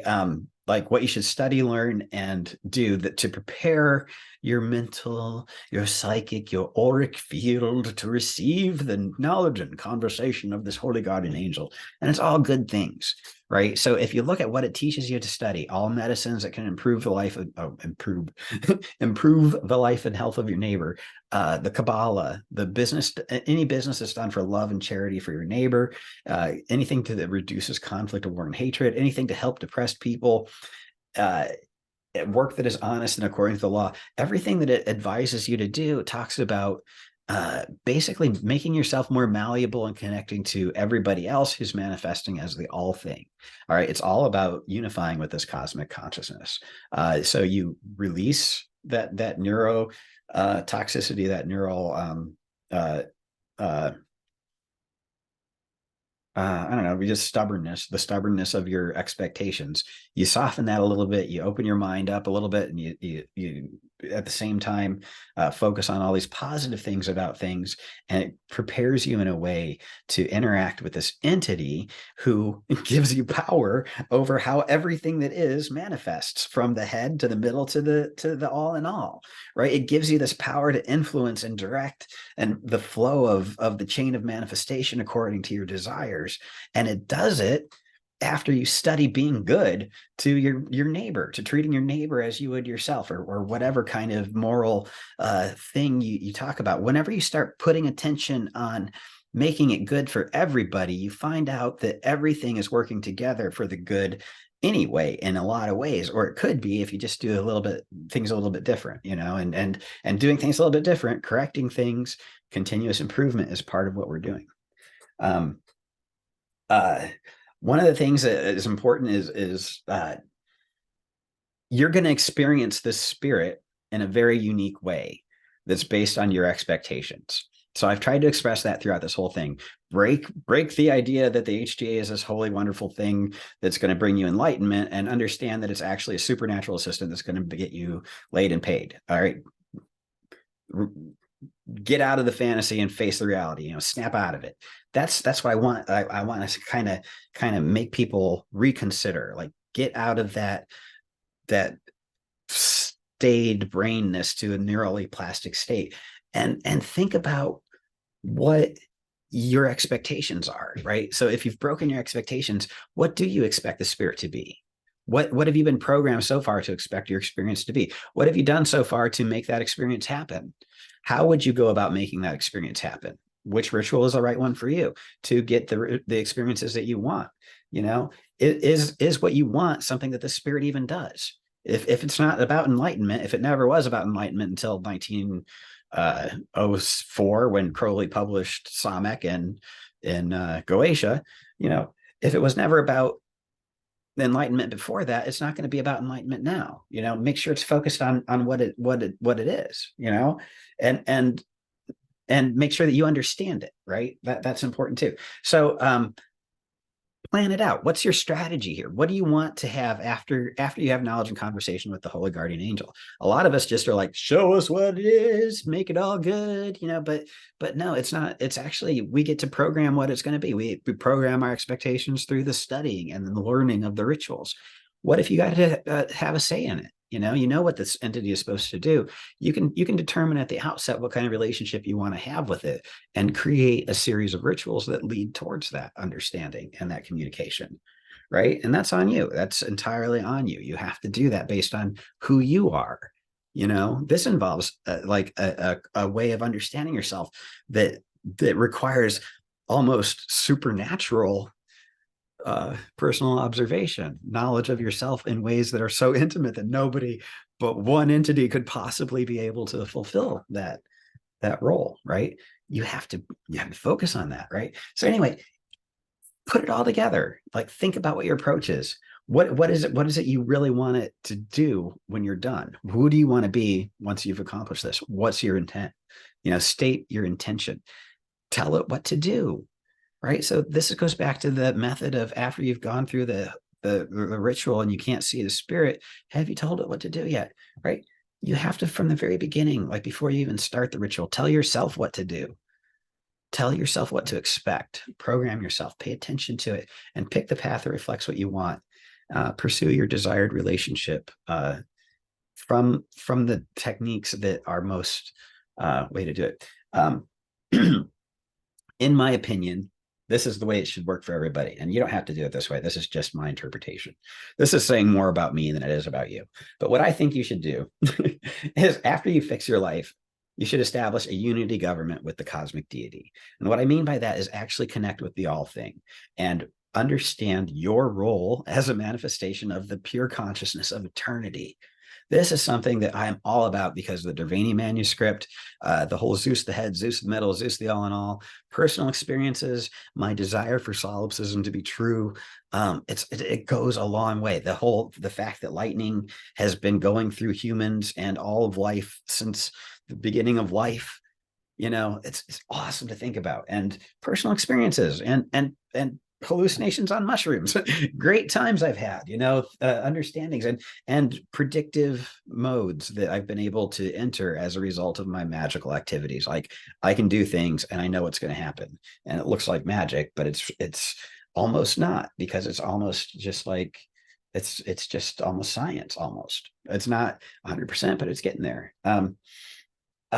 Yeah. So after you've connected to the divine, strive for that consciousness that runs the show. I think that we should be trying to be aware of that aspect of ourselves that runs our lives. First of all, like, be the one in charge of your life. Be the one that decides in the morning what you're going to do today, right? Even if that's, I'm going to do what so-and-so wants. That's you deciding what you're going to do. Be the one that does that in the morning. Don't wait for other people to do that for you. So when you do that for yourself and you start thinking about that in a cosmic level, I think it's important that you start seeing that something is doing that all the time and you're part of it. And when you start to establish yourself as part of it, I believe it makes you more active in making things happen, and it can help us kind of achieve things more quickly towards the overall goal. So once you've connected to that source of all things, you understand that you're part of this eternal cosmic struggle to express itself and experience itself, to create good vibes if you're into good vibes, or just to create, even if you're not into good vibes, just to create. You have to do it. After you've gotten in touch with that and you understand that that's what you're doing and that you're participating as an agent of creation, a vice regent of the sun upon the earth. Once you understand that you're doing that because you've connected with the vertically, then you connect horizontally with everybody else, right? With the seven spheres, the entities of the seven spheres, the four elemental kings, the familiars that you want to work with. If you go through the Albermelon, you go through the 8 sub-princes and you give them your laundry list of entities to go out and manifest in your world. You create your talismans, your 7 talismans of the Key of Solomon. You create your magical table of practice or whatever. You create your method of communicating with the entities around you to start gathering them together into your project management meetings, where you say, hey, Mars, how's it going with the borders? How is our army coming? Good. Okay, Jupiter, how's the blessings coming? Are we getting blessings in our sphere? Great. Okay, how about Saturn? How's the foundation? Are the foundations laid? Great. Okay, and you start working with the spheres to manifest your desires as you see fit through your magical conjurations of these entities, using the seals and their names and their descriptions and their lore, their myths, all the aspects of their being that they've reflected. You put it all together to communicate to them, with the help of your assistant, what it is you want to have happen. And they are the ones that actually start getting things done for you. And you can move your attention from the day-to-day activities that you're experiencing that take up most of your attention to the more midterm goals that lay the foundation for the long-term goals that you're trying to achieve. Hands-on for the important things. For every little thing that comes up in your life, be willing to turn to your HGA to solve it. And I'm talking about the negative things, like anything that's a minor inconvenience, have it fix it. Like, take care of the small things, and the big things take care of themselves. And the more it's at work for you, the more the little things that are working against you get turned around and work in your favor. Let it be hands-on for that, because it really understands that. And it's just like an AI in this regard. It's always like a little intern that's right next to you on your shoulder, waiting for you to give it advice on how it could be helping you, because it really just wants to know how it can help. Sir, ma'am, what can I do for you today? How can I help you? I really want you to be achieving what you want to achieve today. What can I do? I'm going to stay out of the way until you tell me what to do. That's what it's there for. But rely on it to do the little things. It's intelligent. It's creative. It has drive and ambition to make you happy. It just needs your direction. And it will do everything you ask it to within reason, right? But there are things it can't do, right? There's limits to everything. All right. We run into Moira. Metis and Moira are 2 of the names of Zeus that show up in the Dervani manuscript, and it's Zeus Moira, Zeus Metis, and these are epithets like Moira, fate, the 3 fates the Furies, the Erinyes, right? These are all aspects of Greek mythology that represent the negative consequences of existence itself, the sufferings and torment in life, the monsters that Gaia creates are represented by the Erinyes, and it's the Moira. They are the three sisters, the Fates. They represent Moira, right? And Moira is the manifestation of the will of the demiurge Zeus, right? Not Zeus, the Olympian king, but the actual Zeus, the head, Kephale, the source, the root. That Zeus is manifesting his will, his desire, his expression of his consciousness through fate. And there's things that we just can't change. And it sucks. There's just some things you can't do. Right. So when I say it does everything you ask, it tries to do everything you ask. And if it can't do it, it explains why. Right. I want to talk about morality and ethics. It has no morality and ethics. It doesn't care. It's there to make you happy. Right. And it won't do things that you think are wrong. It's not there to take your place and take the fall for you. It's there to help you achieve what you want to have happen. It won't do things instead of you, right? And like, if you don't think someone deserves to die, they're not going to die no matter how many times you say to your HGA that you wish they were dead. That's just how it works. And it's not a moral thing. It's just an expectation thing. You limit their effectiveness by your own expectations. And sometimes it's a good thing. It works out in your favor. But that doesn't mean that they have morals. And it doesn't mean you can trust them to guide you or put on them the onus of responsibility for your decisions or your actions.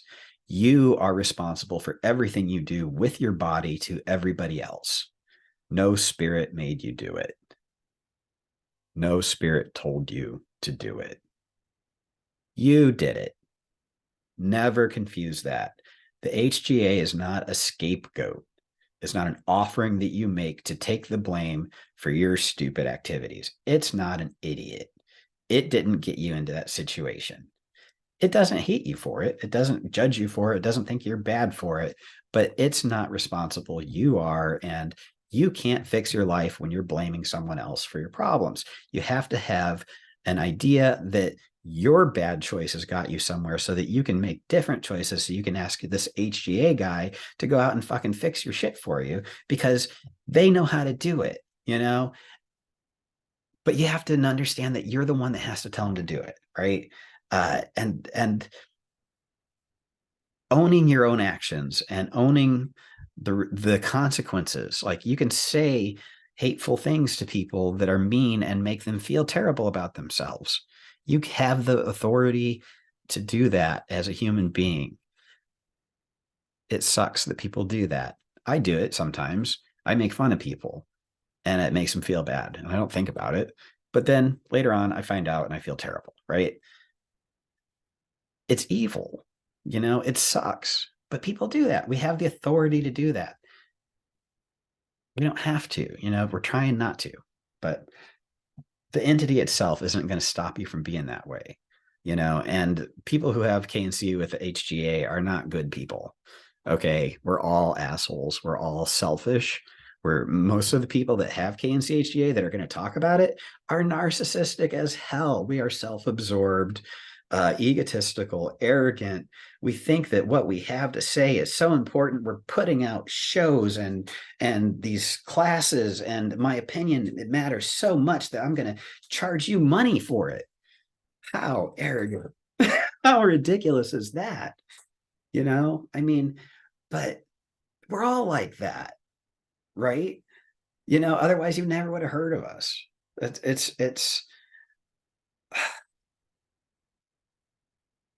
It's not the HGA that made us that way. Okay. It's just not that, it doesn't make us good. And if you look at the people that claim it publicly, we all fuck up really bad all the time. And people who are famously famous for doing it today are having problems in their lives. It doesn't make us perfect, right?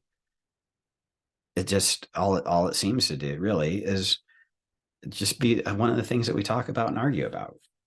Honestly, if you don't see what it's doing for me personally, it looks like the only point of the HGA is for me to say, hey, it makes things better, and honestly, it does. That is what it's all about. So whatever.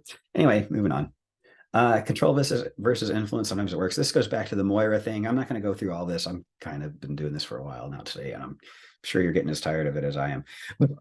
But uh, let's see. So let go of the need to control the experience and sort of let it be what it is. Accept that there are the fates, and that there are things outside of our control that happen. Apply your will to things. Apply your discernment. Apply your choice. Choose the things that you want. Make your choices, but also know that there's always a limit to everything. We have influence in magic. We don't have control. All right. We have the ability to influence things to a point, but there's always something else, because this is a joint operation. We're not the sole manifestation of the all thing. We are a part of it. I wish we had more control of it than we do, but people who think they control everything are crazy, and they have a bad time, and they make life harder on everyone around them. So don't fall into that trap. Always find a way out. Let's see. Continuous improvement. So I believe ultimately the art of magic is that we are creating the world. We're made in the image of this creator God. We have the power to create. We have this initiatory system that grants us more power and control. It teaches us that we have the ability to manifest things according to our desire. We learn to speak things into being. We get the help from this assistant that's great and wonderful in all these wonderful ways. It's the creation of the world, right? The Emerald Tablet of Hermes. Thus was the world created. It rises through the heavens. It descends in power. Thus was the world created. That's what we're doing, is we're creating the world. That's my take on it anyway. That's the great work, is how we're creating it. But all of us are creating our desires. We're expressing our eros, our erebus, our need, our necessity, our desire, our passions for experiences. We're expressing it through our actions and our decisions and our choices and our interests and our awareness, right? It's our great work that we're doing. It's ours. It's mine. It's yours. You have to define it, right? You have to create what it is. The HGA is there to help you, right? We find the spirit manifest when we take steps in faith, as if the spirit will succeed, right? So it'll show up for you when you actually expect it to, right? The whole thing about the communication process is we're trying to learn to see it and hear it, but we've still got to do the magic, and above all, you really, the best way to learn more about it is to keep asking it to reveal more about itself to you, right? So that's my talk on this. I hope it was as interesting to you as it was for me. Are there any other questions that anybody has before we wrap things up? I tried to answer them as we went along this time, because I basically I'm tired. And every time I saw a question, I would totally lose sight of it, what I was talking about. Let's see. Thank you for this great class and classes. It made me wholer more. Oh yeah, thanks. I really enjoyed doing this. There will be more classes and stuff. What I want to shift my focus onto, instead of the classes, and I'll go ahead and stop the recording here. Let's see, stop share and stop recording. Okay.